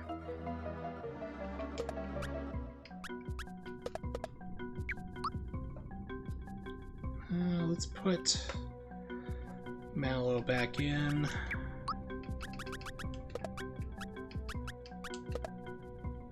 Yeah, Crash Hawk, that too, it would crash occasionally. But I was looking, at the time I was looking for like something that would do Saturn emulation outside of SSF. And this is before RetroArch got pretty good at doing different emulators and stuff. That was back when it was crashing when you looked at it funny. So a guy I know, it was like, hey, why don't you try, you know, setting up BizHawk, and he walked me through it and all that stuff there. And yeah, it's just like, so I tried playing a Saturn game like Mega Man X4, and it kept like stuttering. I'm like, is this normal? He's like, oh yeah. I'm like, well, that's a problem for me. Well, you know what? I'm gonna let Easy Games go through and keep that up there, correcting and so forth, just because it brings in, you know, a good discourse, a good conversation, poking in the ribs. But I mean, the PC I have right now was like literally the best one I could buy at the time. Like, I was going through school for IT, and it was like, and then my computer died, and I'm like, and that was right when everyone started doing the whole Bitcoin thing, like, I'm gonna become rich becoming a Bitcoin miner, and it's just like, you couldn't buy a PC, like, to save your life just about. I'm like, I need this to complete school. I need at least like an 8-core so I can run virtuals. It's like, I need something, so I have like low 3.3 gigahertz 8-core computer, which barely runs anything, but I have to boost it up to like 3.8. So one of the things I'd like to do when I finally get a job, you know, get my back fixed and get that taken care of is, gosh, what is it? Give myself an actual gaming rig. That'd be fun. So when things run wonky, I'm just not sure if it's just me or not. Let's see, antidote. Yeah, that's fine. So I use Metafin, Manafin, and whatever it is through RetroArch, whatever fork they have through it. Can VIP members be banned or purged? Yes, but then I can also unban them too, just keep in mind. It is my channel after all, Nivix. So I didn't realize there was a separate emulator that BizHawk used at the time. Yeah, so yeah, I'm not too familiar with BizHawk. Like I said, I tried it for a little bit, and then I just wasn't really too happy with it, so then I kind of abandoned it, and then I found RetroArch finally became stable. So it wasn't crashing every 3 seconds, or crashing before you loaded the game. So I started messing around with that, and I've pretty much been happy with it ever since. So I know that, I think it's the, was the Chronos Core for Saturn is basically Manafin, or whatever you want to pronounce it. I don't know how to pronounce it. But I think the Chronos Core and RetroArch is the same thing as what you're talking about. I've also used Manafin as it is by itself, so separate installers test it out, and that's pretty accurate. It works pretty well, but it's like one of those things you have to pull up a how-to guide how to use it. Like, how do you want to set up your controller on your gamepad? Well, you better, you know, you have to hit these weird combinations on your keypad, on your keyboard, and hopefully it works. It's like, please make this more user-friendly. Please. Alright, Smithy's Castle. No trespassers allowed, of course.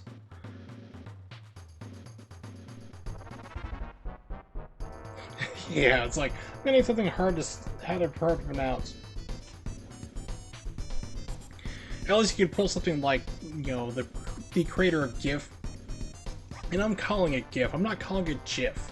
Because like Angela stands for GIF. It's like it's GIF, GIF. It's what everybody's called it for the past 25 years. Deal with it.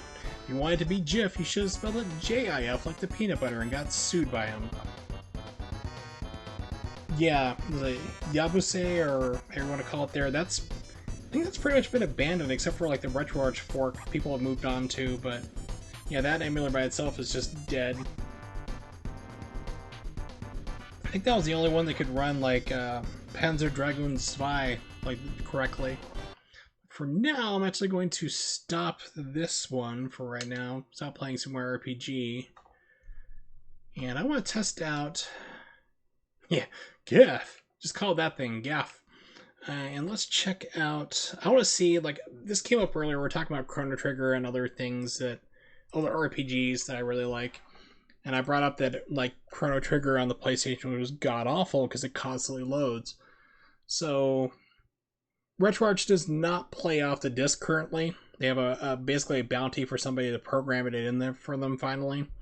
So I downloaded an ISO of it, and I'll just give it a shot. I just want to see if it still awkwardly loads and pauses, even if you play an emulation. So load, not load core, load content, directory, PlayStation, ISO. That's Final Fantasy Chronicles.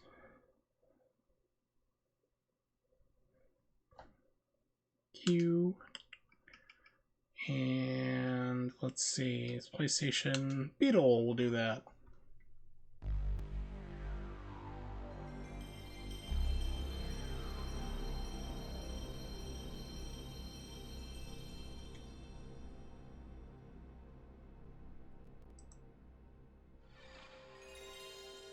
Oh, okay, I know what the problem is. Close content. So I have the run ahead on right now to basically get rid of the lag for input lag for SNES 9X. And that screws up things when you play disc-based games. So I need to run this again real quick. Latency off, the run ahead. That will fix the problem. Okay. So now it should load okay. Play the BIOS correctly. There we go. I have to say this is the most iconic BIOS screen I've seen. I mean, I like the Saturn, Japanese Saturn one better than the American version for the startup sound. But this is just iconic.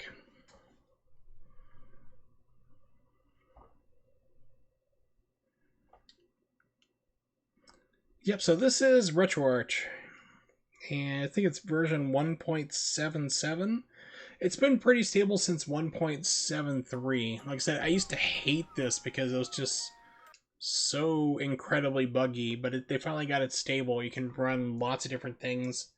I use it for 3DO streams, which actually now I have a retro tank, so I can actually plug in the actual thing itself, like playing the actual console, but I don't want to take it out of its box. What is extras mode? New game. Hit the wrong button.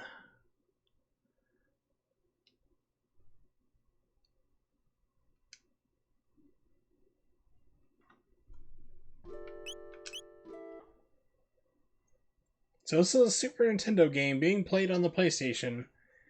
And already it looks like we're encountering loading times. We'll see. Wait.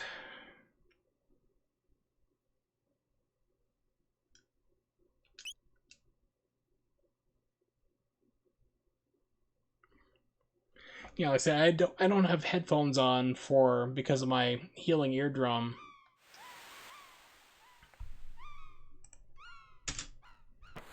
This is probably going to sound like garbage real quick, but I'm just speeding it up because this is all conversations. Just trying to get into a battle real quick, which I know I can do at the Millennial Fair.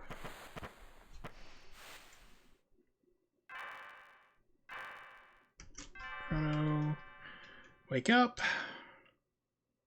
Grandma should put on a little makeup. Yeah, I remember it having a lot of load time back in the day, because I had friends who were like, "Oh, Chrono Trigger, I have that game. You recommended it so much. I got it on the PlayStation." Because I had told them like good RPGs were Final Fantasy VI and Chrono Trigger, and they put them on the PlayStation, both on the same disc, because they're next to nothing on file size.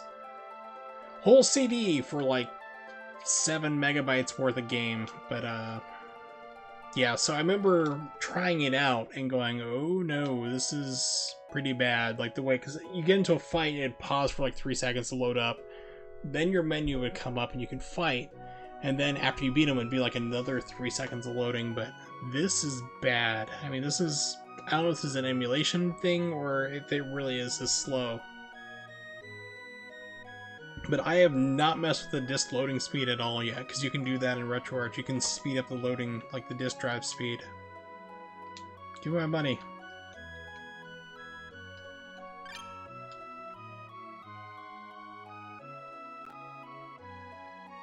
Yeah, this loading is pretty bad. The Steam version is horrifically bad. Like they had made it for like iOS, like for touchscreen phones, then took that version and ported it directly to PC, so you'd have like ridiculously large avatar for Chrono, and then you'd have really small, like Linear Square be very small. It's just, it's still messed up.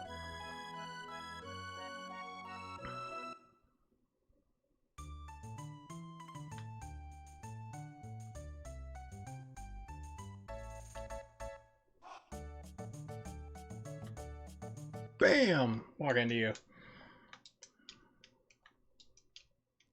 And yes, I know I'm breaking my rule about not playing Chrono Trigger on stream, but I'm not doing a full playthrough. I'm not doing it seriously. I'm just trying to test something out and see if it's as bad as I remember, and so far, the answer is yes. Even emulated, it's pretty bad.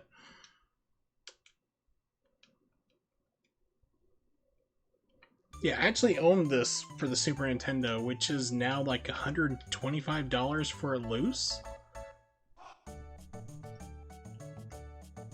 Last time I checked, this still was going for like $125, $150 range, which is pretty ridiculous.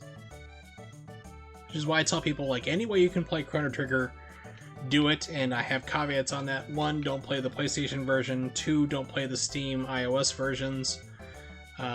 Emulate it like crazy. And I've come across people who've jumped in my stream like, I'm against emulators. It's like, well, don't. It's like, just play this any way you can. Just download the ROM, fire up an emulator, play it that way, enjoy it, and have fun. Oh wow, this is... yeah, this is about what I remember it being like. Okay, now this is just an emulation error where I don't have anything there. I can't see what I'm picking. But I know attack is straightforward, so... But the loading times is pretty much what I thought it would be.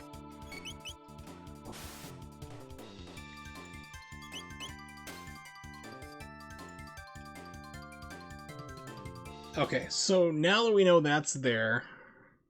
Yeah, actually the Wii shop is dead. Well, yeah, Wii U I think is still open. But the things I've seen though with like Wii U shop, like for Super Nintendo emulation and anything you emulate through the Wii U, is that it's like it's super dark. Like the colors are way, way off.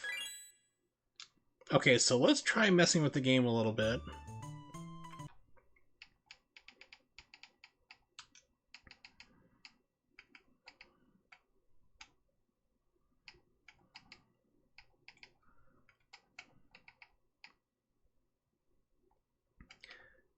This loading speed, we'll turn up to 6. We'll see if it likes it that way. It might not like it. We'll see what happens. Oh, that looks really weird. Actually, it looks more closer to the Super Nintendo version now. Kind of, with the vertex correcting. You basically can get rid of like the weird shimmering there on PlayStation games with the options in RetroArch. 15 silver points.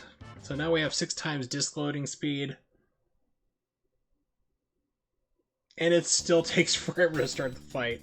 But hey, now I can see what I'm doing, so... Okay, so that answers that question. No matter what you do, even if you speed up the virtual hard drive, it's still going to take forever to work on this. So do not play this version of the game ever.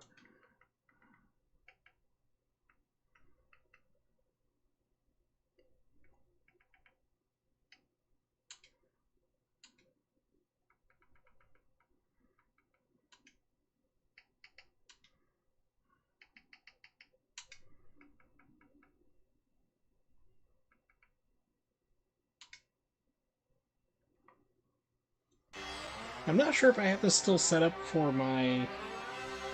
I actually have one of the 8-bit retro controllers that has a Sega Saturn controller. It has a USB-N connector for it. I'm not sure if this is still set up for that or not. We'll see.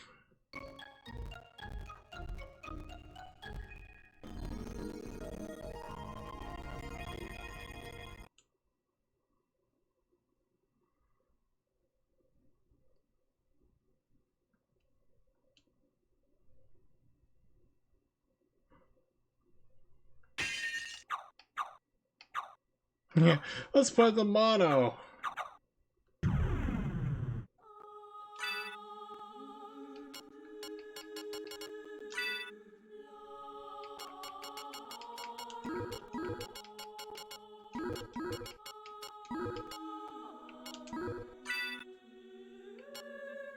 How do you solve a problem like Maria Picker?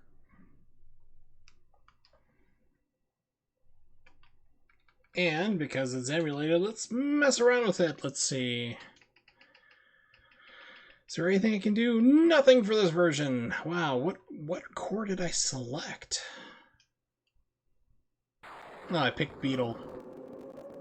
Yes, it was Sound of Music.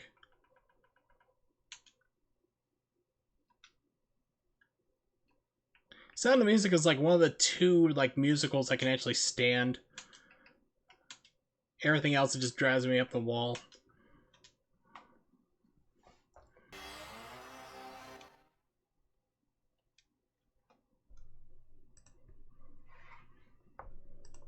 Okay, this is not aligned correctly.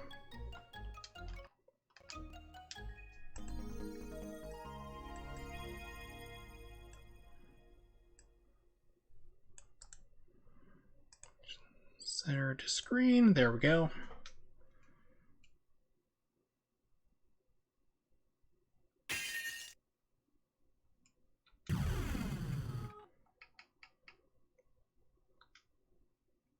Here we go.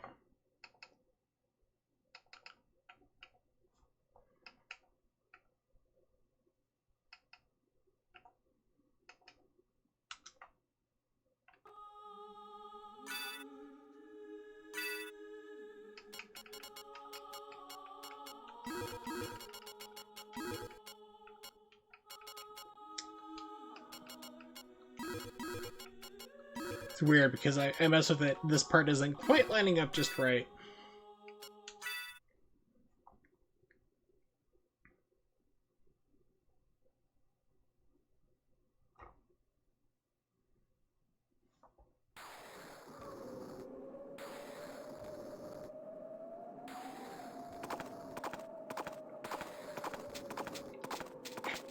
For me.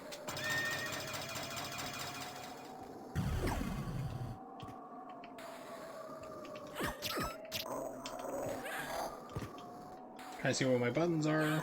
Oh, really? That guy moved up there? Whoa. Yes, I think this is still set up for my 6-button Saturn controller.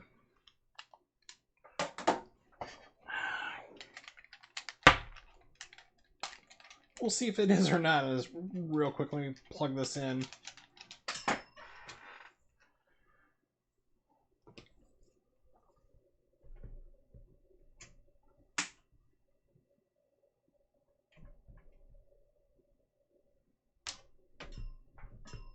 And get my USB to plug in correctly. Alright, so let's bring this up. Menu toggle. No, it's not reading it, so it is set up for it. It's just incorrect. Okay, so it's no longer set up for my Saturn controller, which takes a lot of special work last time I looked because RetroArch was not really identifying it, so I had to go through and set up a couple of different things. So we'll switch back to the Xbox One controller.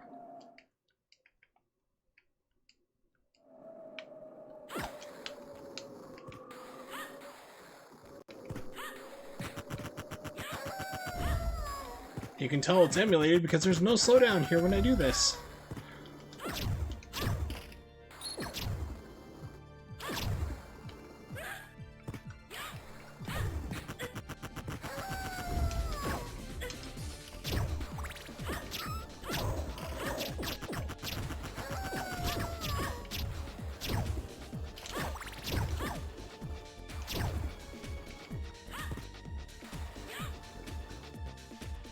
Like, this is like the kick button is literally set to like my left bumper.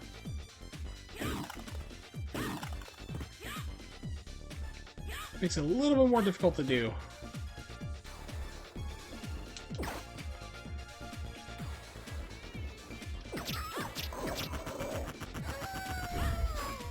Wouldn't surprise me.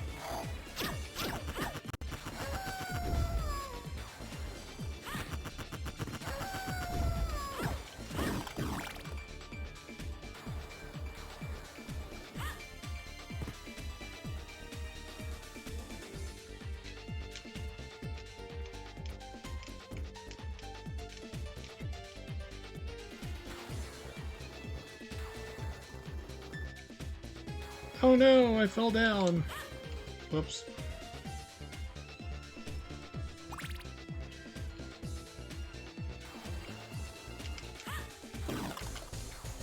Didn't match that up quite right. Let's try it again. Still off. Oops. Jeez.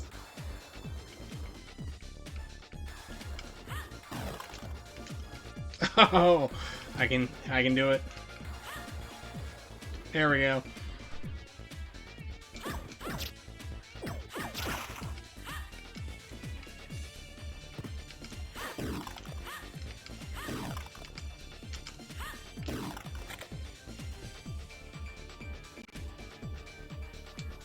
Alright, she can't get the cube of Zoe here, can she? Just basically like lets items drop through, because I thought it was right there. I could have sworn it was like right here on this pedestal. Because that basically lets items drop out of candlesticks and stuff like that, but I don't think Maria can use any of that if I remember correctly. Easy, you would be the pro at this.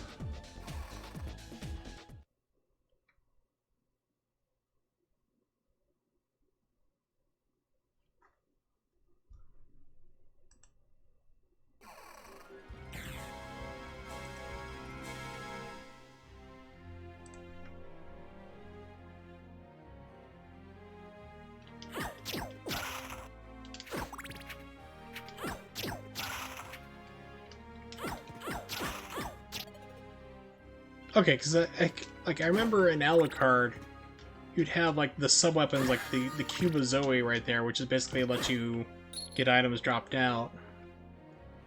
But it wasn't there, so I'm not sure. Like I said, it's been a while since I played through as Maria. So I remember, like with Richter and Maria, you have different sets, basically different rules, because you don't level up. You know, you don't have certain things, so I'm not sure if you have to have that or not. This game does not really hold your hand.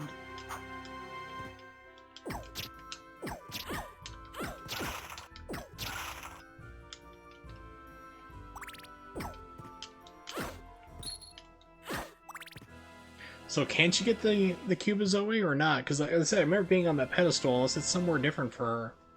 And I've already passed it up. I mean, I don't really plan on playing this seriously for more than a couple of minutes anyway. So I've been streaming for a while.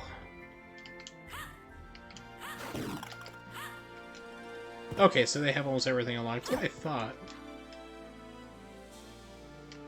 It's like, because on my Sega Saturn itself, actually with playing as Maria, I got to the inverted castle. I haven't done it on the emulator yet, so... I think the last time I did was playing on SSF instead of this emulator, RetroArch, and it's Forks.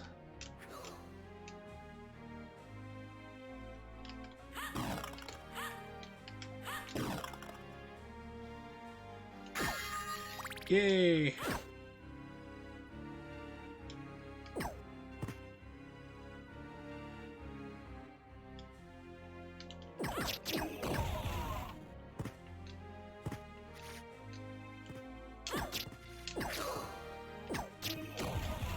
By the way, if you like Symphony of the Night and you have not played Bloodstained yet, don't play it on the Switch, first off, but play the game on PlayStation 4 or PC.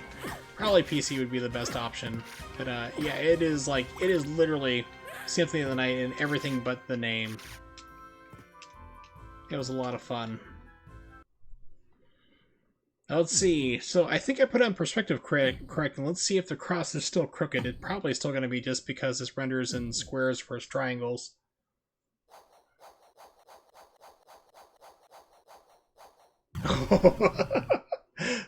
That is even worse. That was amazing. Alright, so let's screw around with this a little more. Let's see. Let's put it back to original resolution.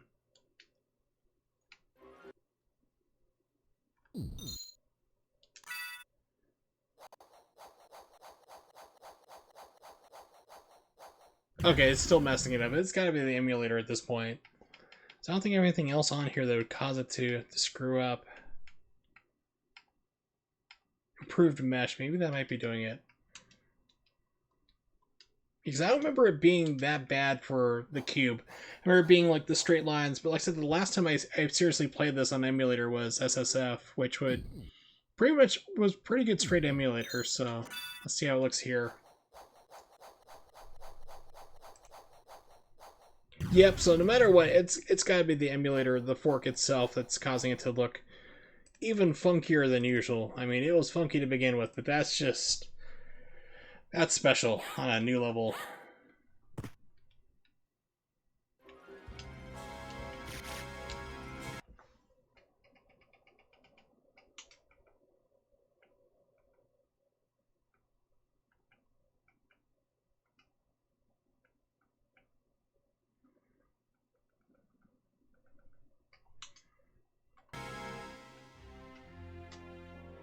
One last time just to see if this does anything. If it's probably going to still be messed up.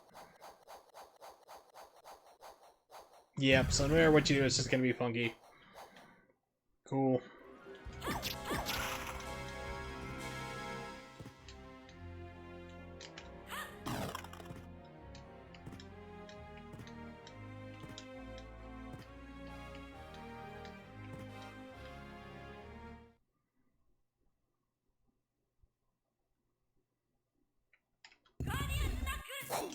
Okay, so she's got that move. I'm trying to remember what else she has. Let's see, Symphony of the Night, Maria, all moves. So I remember she had one, it was like a whole bunch of flames and stuff would come out. It's like pretty much like instant kill for most bosses. Let's see.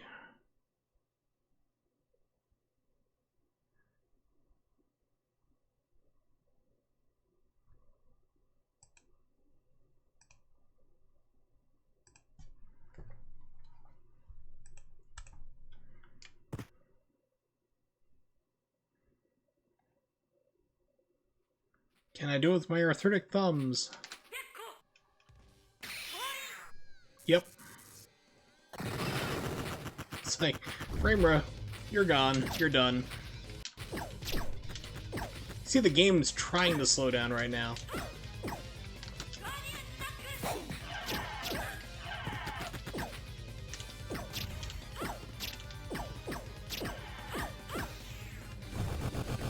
And remember, this would also slow down like crazy too. It's trying.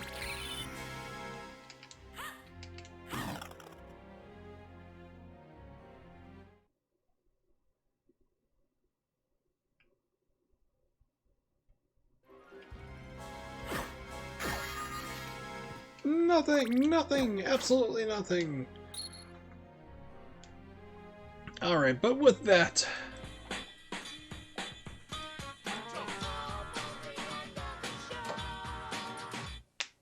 we have reached the end of the stream because my hands are all tired and crampy and arthritic and not having fun. But it was fun tonight, though, you know, drinking some whiskey and streaming some SMRPG and some later on some improv Symphony of the Night. So, of course, thanks to Nimix and Easy Games. Thanks for dropping by. Of course, like I said, big fan of your Saturn tasks that you did. Very cool. And your other tasks as well. I've seen those too.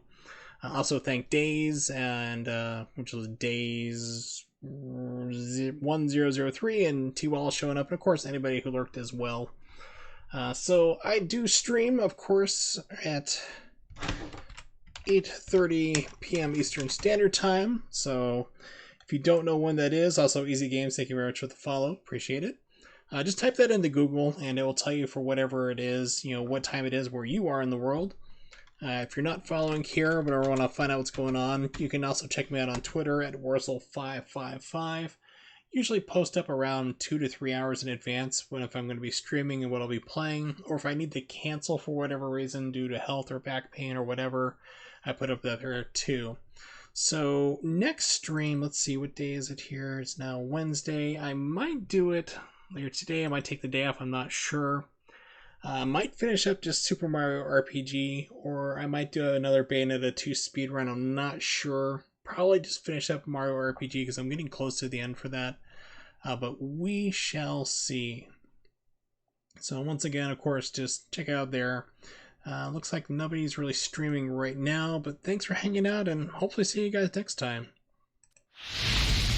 Later.